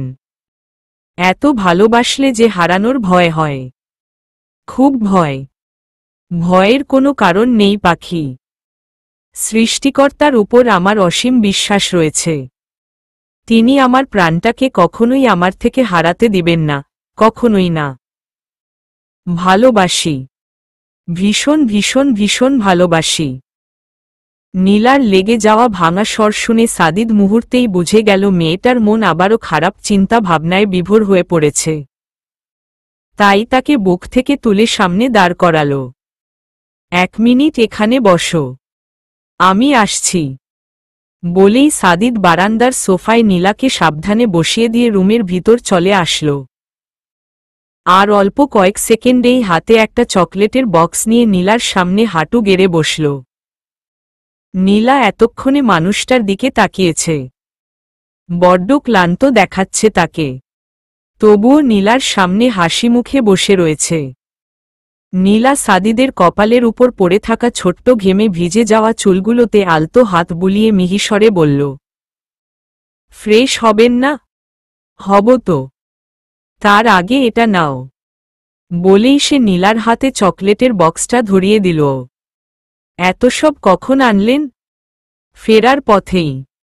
ভালোবাসা দিবস উপলক্ষে রাস্তায় রাস্তায় শত শত ফুলের ছোট্ট ছোট্ট দোকান খোলা হয়েছে। তাই আমিও আমার পাখিটার জন্য নিয়ে নিলাম। আর আরেকটু ভালোবাসার মিষ্টতা বাড়াতে আপনার পছন্দের চকলেট। নীলা চকলেটের মিষ্টির মতনই মিষ্টি করে হাসল। সাদিদও মৃদু হেসে বক্সটা খুলে একটা চকলেট নীলার মুখের সামনে ধরল। নীলা চকলেট মুখে নিতেই সাদিদ বলল, আমাকে দিবে না? ঈশ্বর, সরি, এখনই দিচ্ছি। বলেই নীলা দ্রুত হাতে চকলেট খুলে সাদিদের মুখের সামনে ধরল। সাদিদ এক পলক সেদিকে তাকিয়ে দাঁত দিয়ে ঠোঁট কামড়ে ধরল। অতপর ঘন পুরুষালী কণ্ঠে বলল, এভাবে নয়। নীলা চোখ বেটে করে তার দিকে তাকিয়ে রয়েছে। এভাবে নয় তো কিভাবে? সাদিদ নীলার হাত থেকে চকলেটটা নিজের মুখে নিয়ে দাঁত দিয়ে কামড়ে ধরল। অতপর মুখটা এগিয়ে এনে চোখের ভাষায় নীলাকে ইশারায় বলল। এতক্ষণে নীলার বিষয়টা বুঝে এসেছে। সে মুহূর্তেই লজ্জায় আর্ষ্ট হয়ে পড়ল। চোখের পাতাগুলো তার মৃদুভাবে পিটপিট করছে। সাদিদ আবারও এগিয়ে আসাতে নীলা এবার চকোলেটটা মুখে নিল। সাদিদ নীলার মাথার পিছনে হাত রেখে তাকে নিজের আরেকটু কাছে টানল। চকলেটের শেষভাগে পৌঁছাতেই নীলা সরে যেতে চাইল। কিন্তু ইচ্ছে হলেই কি সাদিদের থেকে সরে যাওয়া এত সহজ? সাদিদ প্রিয়তমার ঠোঁটের কোণে লেগে থাকা সদ্য এঁটো হওয়া চকলেটগুলো ভীষণ আদুরেভাবে ঠোঁটে ঠোঁট মিলিয়ে মুছিয়ে দিল। এমনিতেই নীলার এই হালকা গোলাপি ঠোঁটযুগলের প্রতি সাদিদের মারাত্মক দুর্বলতা। আর আজকে চকলেটের মিষ্টতায় যেন অধৈর্যযুগল ছাড়তেই ইচ্ছে হচ্ছে না। তাই সাবধানে নীলাকে সোফায় এলিয়ে দিয়ে সে নিজের পুরুষালী আদরের স্পর্শ আরও গভীর করে তুলল। নীলার শরীরটা আবেশের শিরশিরানিতে মৃদুভাবে কেঁপে চলেছে। সাদিদ তার উপর কোনোরকম ভর না দিয়ে দীর্ঘ সময় প্রিয়তমার মিষ্টি কোমল অধৈর্যযুগলে মিশে রইল। অতপর অনেক অনেক দীর্ঘ সময় পর অনিচ্ছা সত্ত্বেও নিজেকে প্রিয়তমার থেকে আলাদা করল। কেননা ইতিমধ্যেই যে শরীরকে ক্রমশ উত্তেজিত করতে টেস্টোস্টেরন হরমোনগুলো দেহে আন্দোলিত হচ্ছে, আর সামনে এগুলো যে নিজেকে নিয়ন্ত্রণ করতে বড্ড হিমশিম খেতে হবে।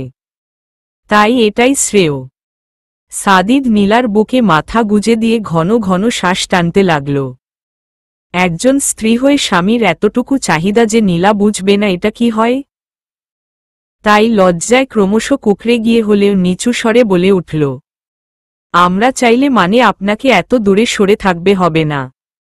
প্রেগনেন্সিতে চাইলে না মানে, কিন্তু আমি চাই না জান। মানুষ যেহেতু, তাই শারীরিক চাহিদা অবশ্যই রয়েছে। আর এটা আমি অস্বীকার করব না যে এই মুহূর্তে তোমাকে একান্ত কাছে পাবার জন্য আমি কতটা কাতর, কতটা উদ্গ্রীব হয়ে আছে আমার পুরো শরীর। কিন্তু তারপরও আমি চাই না পাখি। নীলা প্রচণ্ড লজ্জা পাওয়া সত্ত্বেও তখন এমন আধো স্পষ্টভাবে কথাটা বলেছিল। আর সাদিদ মুহূর্তেই সেটা ধরে ফেলতে এখন যেন লজ্জায় মাথা তুলেই তাকাতে পারছে না। ঈষৎ কেমন অপ্রস্তুত একটা মুহূর্ত। সাদিদ আলতো করে নীলার গালে হাত বুলাল। ঠোঁটের কোণে তর্জনী আঙুলটা ছুঁয়ে রেখেই তপ্তশ্বাস ফেলে আবারও বলে উঠল, কেননা শরীরের এই সাময়িক অস্থিরতাকে নিয়ন্ত্রণ করার ক্ষমতা আমার আছে, আর না থাকলেও তোমার জন্য যে আমি সব অস্থিরতাকে সামলে নিতে শিখে নিব। কিন্তু তোমার যেখানে বিন্দুমাত্র ক্ষতির আশঙ্কা রয়েছে সেখান থেকে আমি 1000 মাইল দূরে থাকতে প্রস্তুত। নীলা এবার চোখ তুলে সাদিদের চোখে চোখ রাখল। একজনের চোখে উপচে পড়া ভালোবাসা আর অপরজনের চোখে সেই ভালোবাসাকে কেন্দ্র করে গড়ে উঠা একঝাঁক মুগ্ধতা। অতপর নীরবে হয়ে গেল কতক প্রেমময়ী কথোপকথন। অবশেষে সাদিদি মিষ্টি সম্পর্কে হালকা ঝালটক দেওয়ার জন্য বলল, কিন্তু সেটা মাত্র স্থানকাল বিবেচনায়। মনে আছে না কি বলেছিলাম? সময়মতো সব পুষিয়ে নিব। সুধে আসলে এমনকি জরিমানা স্বরূপ দ্বিগুণ হারে। বলেই সে আবারও আলতো করে নীলার নরম ঠোঁটগুলোতে নিজের পুরুষালী ঠোঁট ছুঁয়ে দিল। আলতো করে চুমু খেয়ে প্রিয়তমাকে সাবধানে কোলে তুলে নিল। তখনই আকাশ আলোকিত করে একঝাঁক আতশবাজি আর ফানুস ভেসে উঠল। রাতের আধারে দূর থেকে ভেসে আসছে একদল তরুণ তরুণীরা উল্লাসে ফেটে পড়া তীব্র আওয়াজ। সাদিদ এক পলক প্রিয়তমার মুখশ্রীতে নজর দিল। কপালের একপাশে আলতো করে ঠোঁট ছুঁয়ে আরও একবার ভীষণ নরম স্বরে বলে উঠল, ভালোবাসা দিবসের আবারও শুভেচ্ছা রইল আমার ভালোবাসাকে। আজকে সকালে ঘুম থেকে উঠার পরেই নীলা আদুরে বাচ্চার মতন মুখ ফুলিয়ে বসে রয়েছে। সাদিদ আর চোখে তার ভাবভঙ্গি খেয়াল করেছে ঠিকই। লাই দিল মাথায় চড়ে বসবে বলে এতক্ষণ কিছুটি বলেনি, কিন্তু এখন বেশি বেশি হয়ে যাচ্ছে। মেয়েটাকে কখন সেই স্ট্রবেরি মিল্কশেকটা খেতে বলেছে, কিন্তু এখন ও সে শেষ করেনি। তাই সাদিদ বাধ্য হয়েই এবার ডাকল, পাখি। নীলা গোমরা মুখে তার দিকে এক পলক তাকিয়ে আবার মুখ ফিরিয়ে নিল। সাদিদ তার কাণ্ডে ঠোঁট কামড়ে হাসল। অতপর আবার ডাকল, আসো। অভিমানিনী আর চোখে সাদিদের দিকে তাকাল।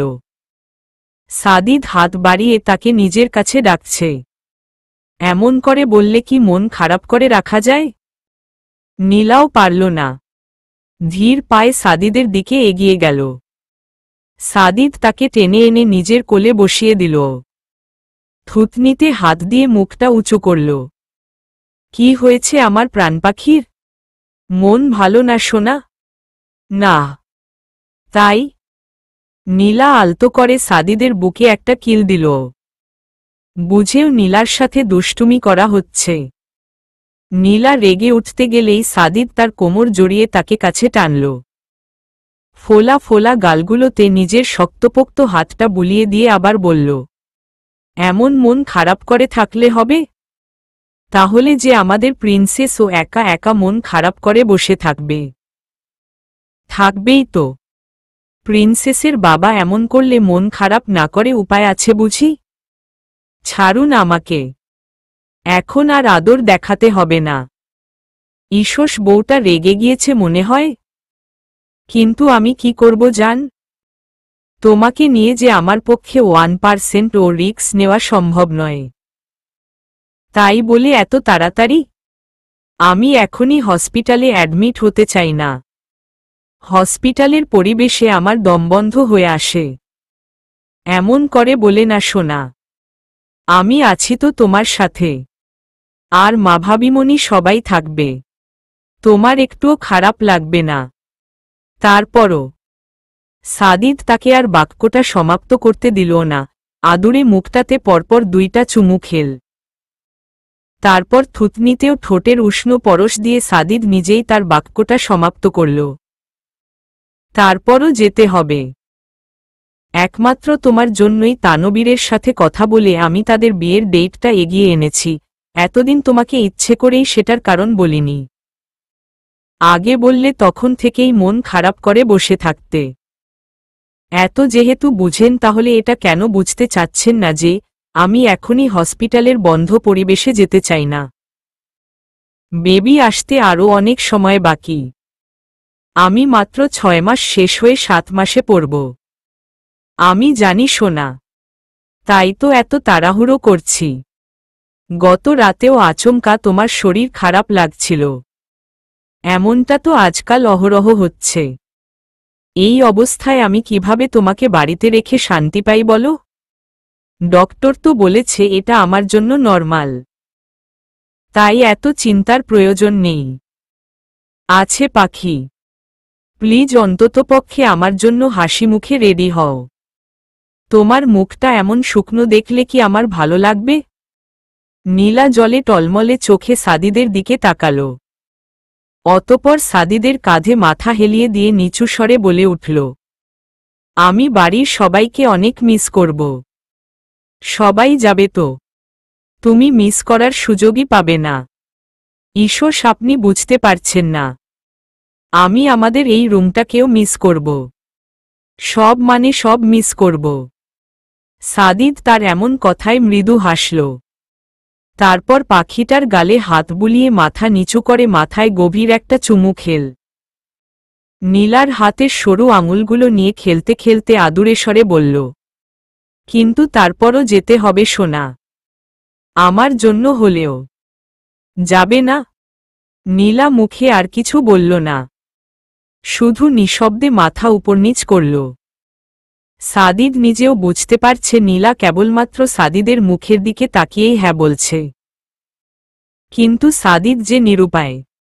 আজকে নীলার মন ভেঙে হলেও তাকে নিজের জায়গায় স্থির থাকতেই হবে। তাই আলতো করে নীলাকে বুকে টেনে আনল। মাথায় সযত্নে হাত বুলিয়ে ভীষণ আবেগ জড়ানো কণ্ঠে বলে উঠল, আমরা শীঘ্রই ফিরে আসব পাখি। দেখবে এরপর যখন বাড়িতে আসব, ইনশাআল্লাহ আমাদের প্রিন্সেসকে ওর সাথে নিয়ে আসব। সাদিদের কণ্ঠে চাপা খুশির আমেজ। বাচ্চার কথাটা শুনে নীলার মনটাও নিমিষেই ভালো হয়ে গেল। প্রচণ্ড উৎসাহে বলল, সত্যি তাই? হ্যাঁ পাখি, একেবারে সত্যি। বলেই সাদিদ প্রিয়তমার আদুরে গালগুলো আলতো করে টেনে দিল। নীলা এবার শত কষ্টের মাঝেও খুশি। ছোট্ট প্রাণটা যে নিজের অবর্তমানেই তাদের জীবনের বৃহৎ একটা অংশ জুড়ে নিজের জায়গা পাকাপোক্তভাবে বরাদ্দ করে নিয়েছে। এবার এটা শেষ করো, তারপরই আমরা বেরিয়ে যাব। তোমাকে হসপিটালে পৌঁছে দিয়ে আমাকে আবার অফিসে আসতে হবে। তাহলে আমি যাবই না, আপনি আমাকে ওই খারাপ জায়গাটাতে একা রেখে রেখে চলে যাবেন। তাহলে আমি কেন যাব? যাবই না। বলেই নীলা আবারও গাল ফুলিয়ে নিল। সাদিদ এবার শব্দ করেই হেসে ফেলল। সেটা দেখে নীলা কপালে কুঁচকে তার দিকে তীক্ষ্ণ চোখে তাকাল। সাদিদ আর মুখে কথা বলল না। মিল্কশেকের গ্লাসটা হাতে নিয়ে নীলার ঠোঁটের সাথে লাগাল। নীলা মুখ ঘুরিয়ে নিতেই আদুরে ছোট্ট বাচ্চার মতো গাল হালকাভাবে চেপে ধরে একটুখানি খাইয়ে দিল। আর নীলার সাথে সাথেই অভিযোগ শুরু। খারাপ, খারাপ, খুব খারাপ আপনি, বাবু শুনছিস তো? তোর বাপ একটা বজ্জাত খারাপ। বলতে দেরি নেই আর পেটে হাত চেপে নীলার মুখ ফুটে আর্তনাদ বেরিয়ে আসতে দেরি নেই। সাদিদ এতক্ষণ হাসছিল কিন্তু এখন গ্লাস সাইডে রেখে দ্রুত এগিয়ে আসল। লক্ষ্মীটি কি হয়েছে? আবারও পেট ব্যথা করছে? নীলার ব্যথা এখন ধীরে ধীরে কমে এসেছে। সে চোরাচোখে একবার সাদিদের দিকে তাকাল, কিন্তু তার প্রশ্নের উত্তর দিলও না।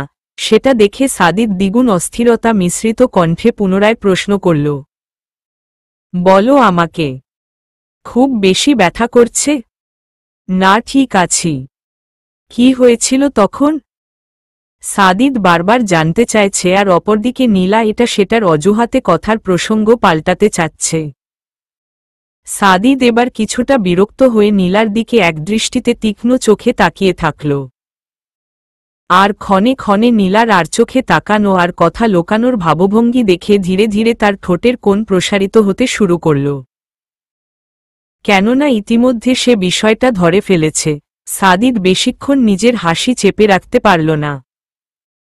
একসময় শব্দ করেই হেসে ফেলল এবং হাসতে হাসতে তার সোফায় গড়াগড়ি খাওয়ার মতন অবস্থা হল। আর নীলা এবার রাগে দুঃখে এলোপাতাড়ি সাদিদের উপর বালিশের আক্রমণ শুরু করল। খুব খারাপ, খুব, সাথে আপনার আদরের দুলালিও। বজ্জাত মেয়ে একটা, এখনই বাপের তরফদারি করে। আরে বউ থামো, অনেক হয়েছে। আচ্ছা মেয়েকে বলবো মায়ের মন রক্ষার্থে যেন মাঝে মধ্যে তারও তরফদারি করে। নীলা কয়েক সেকেন্ড বিরতি দিয়েছিল, কিন্তু সাদিদের মিটিমিটি হেসে এমন কথার পরিবর্তে আবারও শুরু করল। এভাবে অনেকক্ষণ চলল প্রেমময়ী কাপল যুগলের খুনসুটি। অতঃপর এবার সাদিদকেই উঠে খেপা বাঘিনীকে থামাতে হল। সে নীলাকে পিছন থেকে আষ্টেপৃষ্ঠে জড়িয়ে নিয়ে উন্মুক্ত কাঁধে মুখ গোজল। খড়খড়ে দাড়ির মৃদু ঘষাতে অটোমেটিকলি নীলার হাত থেমে গেল। সাদিদ ঠোঁট টিপে হেসে প্রিয়তমার কানের লতিতে নিজের পুরুষালী ঠোঁট স্পর্শ করল। সাদিদ নীলার কাঁধে ঘাড়ে মুখ ঘষতেই নীলা লেগে যাওয়া স্বরে বলে উঠল, কি করছেন? না, এখন আর কিছু করছি না, সময় যে নেই। বলেই সে উন্মুক্ত কাঁধে ছোট করে একটা চুমু খেল। পিছন থেকেই নীলার উঁচু পেটটাতে আদুরেভাবে হাত বুলিয়ে বলল, লক্ষ্মীটি আমার, আর দুষ্টুমি করে না। ভালো মেয়ের মতো যাওয়ার জন্য তৈরি হও। আই প্রমিস তোমার কোনো অসুবিধা হবে না। আমি যেটুকু সময় থাকব না বাড়ির অন্য কেউ অবশ্যই তোমার সাথে থাকবে, এক মুহূর্তের জন্য তোমাকে একা ছাড়ব না। বিশ্বাস করো না আমাকে? নীলা ঘাড় ফিরিয়ে সাদিদের দিকে তাকাল। মিষ্টি করে হেসে বলল, নিজের থেকেও বেশি। সাদিদও মৃদু হাসল। অতপর নীলার নাকে নিজের নাক আলতো করে ঘষা দিয়ে বলল, তাহলে এবার চলো, প্রিন্সেসকে নিজেদের কাছে পাওয়ার জন্য একধাপ এগিয়ে যাই। নীলা আর রাগ বা অভিমান দেখাল না, চুপটি করে সাদিদের সাথে উঠে আসল। সাদিদ একেবারে নীলাকে রেডি করিয়ে রুমের বাহিরে এসেছে। তারা লিভিং রুমে আসতেই সবাইকে সেখানে উপস্থিত পেল। কারো মুখে বিন্দুমাত্র হাসির রেখা নেই, কিন্তু তারপরও সাদিদ নিজের সিদ্ধান্তে অনড়। আচ্ছা সাদি, আমাকে একটু বলবি এসবের মানে কি? যদি এখন থেকেই নীলা মামনিকে হসপিটালে রাখতে চাস তাহলে বাংলাদেশে কেন? দেশের বাহিরে নিয়ে যা। তোমার মা কিন্তু খারাপ বলেনি সাদি। আমরা এই বিষয়ে আগেও কথা বলেছি, কিন্তু তুমি তখন না করলে।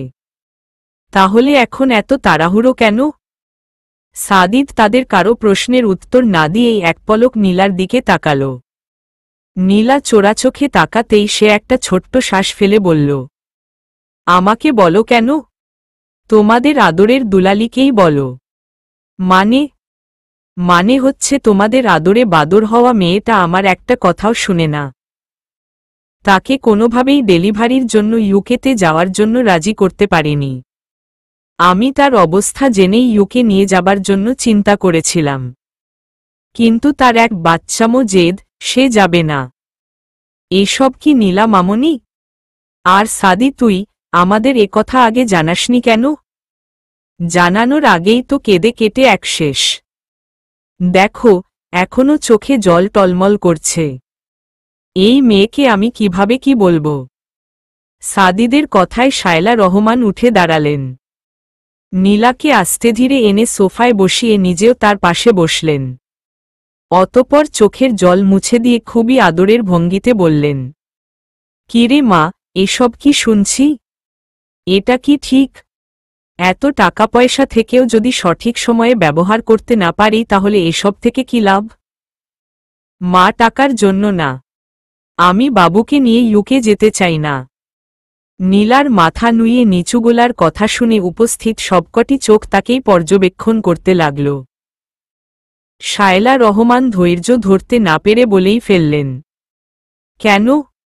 আমি জানি না মা, কিন্তু বাবুকে আমি বিদেশের মাটিতে জন্ম দিতে চাই না। আল্লাহর ইচ্ছে থাকলে সে নিজ দেশের মাটিতেই প্রিয়জনদের দোয়ায় সুস্থভাবে জন্মগ্রহণ করবে। আমার এইটুকু ইচ্ছে মা। প্লিজ আপনারা বাবুকে নিয়ে ইউকে যেতে জোর করবেন না। লিভিং রুমে কয়েকটি মুহূর্ত ভীষণ নীরবতায় কেটে গেল। থমথমে পরিস্থিতিটাকে সামলে নিতে শায়লা রহমান সযত্নে নীলার কপালে স্নেহের চুম্বন দিয়ে বললেন, বেঁচে থাক মা। আল্লাহ তোকে সবুর করার জন্য উত্তম ফলাফল দান করুক। আমরা আর কেউ তোকে এই নিয়ে জোর করব না। তোর খুশিতেই আমাদের খুশি। নীলা ছলছলে চোখে হাসল। পাশে বসা সাদমানকে একদৃষ্টিতে তার পেটের দিকে তাকিয়ে থাকতে দেখে আদুরেভাবে তাকে কাছে টেনে আনল। আব্বাটা এমন করে কি দেখে? খালামণি, তোমার এইখানে বাবু আছে? ছোট্ট মানুষের হঠাৎ এমন পাকা কথায় নীলার ভীষণ হাসি পেল। উপস্থিত সবাইও ঠোঁট টিপে তাদের কথোপকথন শুনে যাচ্ছে। হ্যাঁ, একটা ছোট্ট বাবু আছে তো। বাবুটা কি পচা? মা, পচা হতে যাবে কেন? তাহলে তোমাকে ব্যথা দেয় কেন? তোমাকে ডক্টর যেতে হবে কেন? বাবুই এত দুষ্টু কেন? নীলা আর হাসি চেপে রাখতে পারল না। হাসতে হাসতে পেটে এবার মৃদু ব্যথা অনুভব হচ্ছে। তাই সে পেটে হাত রেখেই পিচ্চির পাকনামিতে হেসে যাচ্ছে। সাদিদ এতক্ষণ দাঁড়িয়ে থেকে মিষ্টি সম্পর্কের সুখানুভূতিটা অনুভব করছিল। এখন নিঃশব্দে মৃদু হেসে এগিয়ে আসল। সাদমানকে শক্ত করে নিজের কোলে চেপে ধরে বরাবরের মতোই ফর্সা গালগুলোতে ঠেসে ঠেসে চুমু খেল। বাবা তুমি এত পাকনামি করো কেন? সাদমান সাদিদের কথায় বিন্দুমাত্র পাত্তা দিল না। প্রচণ্ড বিরক্ত হয়ে গাল মুছতে মুছতে নাকের পাটা ফুলিয়ে উল্টো বলে উঠল, তুমি বাবুর মতো এত পচা কেন? বারবার আমার গাল খাও কেন? ভাত খাও না কেন? কেউই আর সাদের এত কেনোর উত্তর দিতে পারল না। হাসতে হাসতেই তাদের অবস্থা দুঃখে ভরা বিষণ্ণ পরিস্থিতিটা যেন মুহূর্তেই আনন্দমহলে পরিণত হল। সবার এত আনন্দের মধ্যে কেবলমাত্র একজনের মুখেই রাজ্যের বিরক্তি। তার ছোট্ট মস্তিষ্ক আপনমনেই বিরক্তির স্বরে বিড়বিড় করল, সবাই এত হাসছে কেন? পুরোটা দিন নীলার অতিবাহিত হল নতুন নতুন ডক্টর আর নার্সদের মুখ দেখে। বোধহয় কেউ তাদের উপর গুরুদায়িত্ব চাপিয়েছে যেন নীলাকে ক্ষণে ক্ষণে এসে বিরক্ত করে যায়। আবারও একজন ডক্টর এসে নীলার রেগুলার ব্লাড প্রেশার চেক করে গেল এবং বরাবরের মতোই টুকিটাকি কিছু নিষেধাজ্ঞা জারি। ডক্টর কেবিন থেকে বের হতেই নীলা অসহায় ভঙ্গিতে নিজের মা এবং নিধির দিকে তাকাল। তারা মিটিমিটি হাসছে, কেননা তারা ভালোই জানে নীলা এখন কি বলবে। আম্মু আমি পাগল হয়ে যাব। তোমাদের জামাই আমার ট্রিটমেন্টের জন্য নয়, বরং আমাকে পাগলাগারদে পাঠানোর জন্য এখানে এনেছে। ছি ছি দিব এক থাপ্পড়। এমন কথা কেউ বলে? তাহলে আমি আর কি করব? সকাল থেকে এসবে পুরোপুরি বিরক্ত হয়ে যাচ্ছি। রাগ করিস না পিচ্চু, জানিস তো ছেলেটা তোর বিষয়ে পুরোপুরি পাগল। তাই অযথা রাগ না করে একটু সহ্য কর। সহ্য? আমার কাছে এগুলো মারাত্মক অসহ্যকর হয়ে পড়েছে। বারবার নীলা আরও কিছু অভিযোগ মাখানো শব্দ বলতে চাইছিল, কিন্তু কেবিনের দরজা খোলার আওয়াজে সেদিকে তাকাল। সাদিদ এসেছে। তাকে আসতে দেখেই নিধি উঠে দাঁড়াল। আম্মু উঠো, সাদিদ চলে এসেছে, এখন আমাদের দায়িত্ব শেষ। আরে ভাবিমণি বসো তোমরা। সমস্যা নেই। না গো ভাই, সাদকে বাসায় মায়ের কাছে রেখে এসেছি। ছোট মানুষ বিধায় আর হসপিটালে নিয়ে আসেনি। কিন্তু তাই বলে এখনই? আরে এখন তো আসা যাওয়া লেগেই থাকবে। কালকেই তো আবার আসব। এখন আর আটকিও না ভাই। হ্যাঁ বাবা, তোমরা থাকো বরং। আমরা এবার যাই। নার্গিস খাতুন আর নিধি বিদায় নিয়ে চলে গেল। সাদিদ বলা সত্ত্বেও তারা আর কিছুক্ষণ থাকল না। আসলে তাদের পরিবারের প্রত্যেকটা সদস্যই অপরজনের প্রাইভেসিতে বাধা হয়ে দাঁড়াতে চায় না। এই যেমন সারাদিনের ব্যস্ততার পর রাতের এইটুকু সময় যে সাদিদ নীলাকে আলাদা করে চাইবে, এটা তাদেরকে বলে বুঝিয়ে দিতে হয় না, নিজ দায়িত্বে তারা এইটুকু বুঝে নেয়। সাদিদ এসব ভেবে আপনমনেই নিঃশব্দে হাসল। অতঃপর কেবিনের দরজাটা লক করে এসে নীলার পাশে বসল। প্রিয়তমার মুখটা আজলাভরে ধরে মাথায় সময় নিয়ে ভালোবাসার দীর্ঘ একটা পরশ এঁকে দিল। সারাদিন কেমন কেটেছে পাখি? খুব ভালো। খুব শব্দ উচ্চারণে অতিরিক্ত 4টা বযুক্ত করতেই সাদিদ বুঝতে পারল প্রাণপাখি তার রেগে বুম হয়ে আছে। তাই আর বেশি ঘাটতে গেল না। এমনিতেই প্রেগনেন্সিতে মেয়েটার মুডের কোনো ঠিকঠিকানা নেই, ক্ষণে ক্ষণে রেগে যায়। মিষ্টি পাখিটার মেজাজটা আজকাল বড্ড তিরিক্ষি হয়ে থাকে। তাই সাদিদ কিছুটি বলল না, শুধু আলতো করে মাথায় হাত বুলিয়ে দিয়ে উঠে দাঁড়াল। সারাদিনের ক্লান্তিতে এবার গোসল না করলেই নয়। তাই সে আজকে আনানো ছোট্ট ওয়ার্ড্রব থেকে নিজের জন্য পাতলা একটা ট্রি শার্ট আর ট্রাউজার নিয়ে কেবিনের অ্যাডজাস্ট ওয়াশরুমে চলে গেল। নীলা ততক্ষণে কম্বলে মুখ ঢেকে নিয়েছে। আজকে আর কথাই বলবে না। সকালে তাকে হসপিটালে দিয়ে সাদিদ পুরো হাওয়া। সারাদিন বাহিরে কাটিয়ে রাত 10টা বাজে তার নীলার কথা মনে পড়েছে। বলবে না নীলা, কিছুতেই এই নিষ্ঠুর ছেলের সাথে কথা বলবে না। অতিরিক্ত পাগলামি করে তাকে হসপিটালের এই 4 দেয়ালের মধ্যে বন্দি করে রাখার শাস্তি এই ছেলেকে সে দিয়েই ছাড়বে। সাদিদ শাওয়ার নিয়ে রুমে আসতেই নীলার কাণ্ড বুঝতে পারল। তার ঠোঁটের কোণে মুহূর্তেই খুশির রেখারা এসে ধরা দিল। সে চুলগুলো কোনোভাবে মুছে নীলার সিঙ্গেল বিছানার দিকে এগিয়ে গেল। আর অপরদিকে নীলার মনে মনে লাড্ডু ফুটছে। হসপিটাল হয়ে ভালোই হয়েছে। সাদিদের ইচ্ছে থাকলেও তার কাছে আসতে পারবে না। আর নীলা তাকে দূরে রেখে সাদিদের জন্য ভয়ানক শাস্তির উপহার স্বরূপ তৃপ্তির হাসি হাসবে। এসব ভাবতেই নীলার বুক ফেটে হাসি বের হচ্ছে। শুধু কোনোভাবে নিজের হাসিটা আটকে রাখছে। কিন্তু সেগুড়ে বালি। নীলার সব আশাতে এক টন জল ঢেলে দিয়ে সাদিদের বলিষ্ঠ হাত দুটো তাকে নিজের সাথে আষ্টেপৃষ্ঠে জড়িয়ে নিয়েছে। নীলা হুড়মুড়িয়ে কম্বলের নিচ থেকে মুখ তুলল। সাদিদকে নিজের সাথে একই বিছানায় দেখে খানিকটা চমকে গেলেও পরমুহূর্তেই বিষয়টা আঁচ করতে পারল। দুষ্টুটা কেবিনের দুটি বেডকে একত্রে করে নিয়েছে। নীলা আবারও রেগে সাদিদের দিকে তাকাল। এসব কি? এটাকে কি নিজের বেডরুম পেয়েছেন? আপনার প্রাণের প্রিয় ডক্টর নার্সরা এসে দেখলে কি ভাববে? কি আর ভাববে? ভাববে ছেলেটা তার বউটাকে খুবই আদর করে, তাই তো দূরে থাকতেই পারে না। সরুন। দরকার নেই। নীলাকে আর কিছু বলতে না দিয়ে সাদিদ তার মুখটাই বন্ধ করে দিল। প্রিয়তমার কোমল ঠোঁটে ছোট্ট করে চুমু খেয়ে সরে আসল। নীলা চোখ পাকিয়ে তাকাল।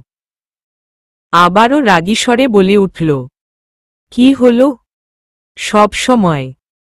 এবং দুষ্টু সাদিদ আবারও নীলার ঠোঁটযুগল আলতো করে চেপে ধরল। নীলা কিংকর্তব্যবিমূঢ়। শুধু রাগভিমানক্ষোভের মিশ্র সমন্বয়ের দৃষ্টি নিয়ে সাদিদের দিকে তাকিয়ে রইল। মুখে আর কিছু বলল না। নতুবা দুষ্টুটা আবারও নিজের শয়তানি শুরু করবে। নীলাকে চোখ পাকিয়ে নীরব থাকতে দেখে সাদিদ ভ্রুজোড়া নাচিয়ে বাঁকা হেসে বলল, কি? আর কিছু বলবে না? তার ঠোঁটের কোণে এখনো চাপা হাসি। নীলা কিছু বলল না। শুধু পাশ ফিরে শুয়ে পড়তে গেলেই সাদিদ তাকে আটকে দিল।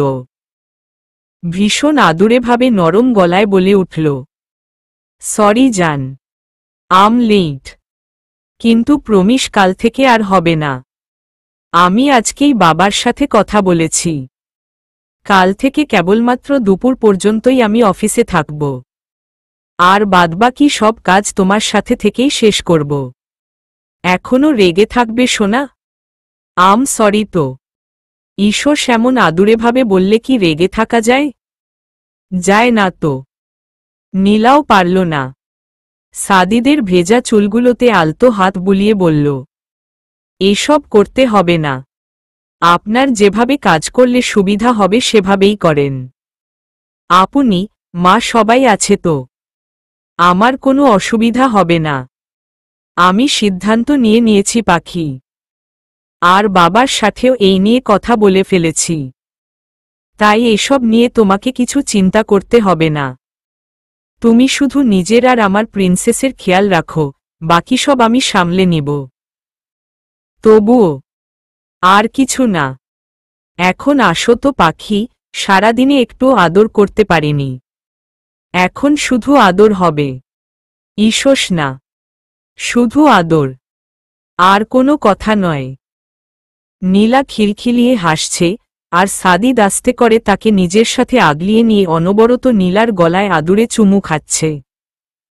যেন আদুরে একটা ছোট্ট বাচ্চা। একটু জোরে ধরলেই ব্যথা পাবে। আর কত? মাত্রই তো শুরু করলাম। আরও অনেক। আমার সুরসুরি লাগছে। লাগুক। কিছু করার নেই। আদরে বাকি রাখতে পারব না। সো বাকি চাহিয়া লজ্জা দিবেন না। সাদিদের এহেন কথায় নীলা হালকা শব্দ করেই হেসে ফেলল। আর অপরদিকে সাদিদ তার কাজে মহাব্যস্ত। নীলার পেটের উপর থেকে সাদিদ রাতের জন্য পরিহিত নরম ঢিলা মেক্সিটা সরিয়ে দিল। উঁচু পেটটাতে দীর্ঘ একটা স্নেহভরা উষ্ণ চুমু খেয়ে ফিসফিসিয়ে বলে উঠল, আম্মা, ঘুমিয়ে পড়েছেন? নতুন জায়গা পছন্দ হয়েছে? ওহ একদম না। আপনাকে বলিনি। আমার প্রিন্সেসকে বলেছি। বুঝেছেন? কচু বুঝেছি। সেটাই তো বুঝবেন। ভালো কিছু বুঝলে তো আপনার নাম আর নীলাঞ্জনা হতো না। আমাকে অপমান করছেন? নীলার কুচকানো কপাল দেখে সাদিদ হেসে ফেলল। অতপর আবারও উন্মুক্ত পেটে ঠোঁট ছুঁয়ে কণ্ঠে এক সমুদ্র আবেগ ঢেলে বলে উঠল, না লক্ষ্মীটি, ভালোবাসছি। হৃদয় সযত্নে সংরক্ষিত অনেক অনেক আদুরে ভালোবাসা। চলবে।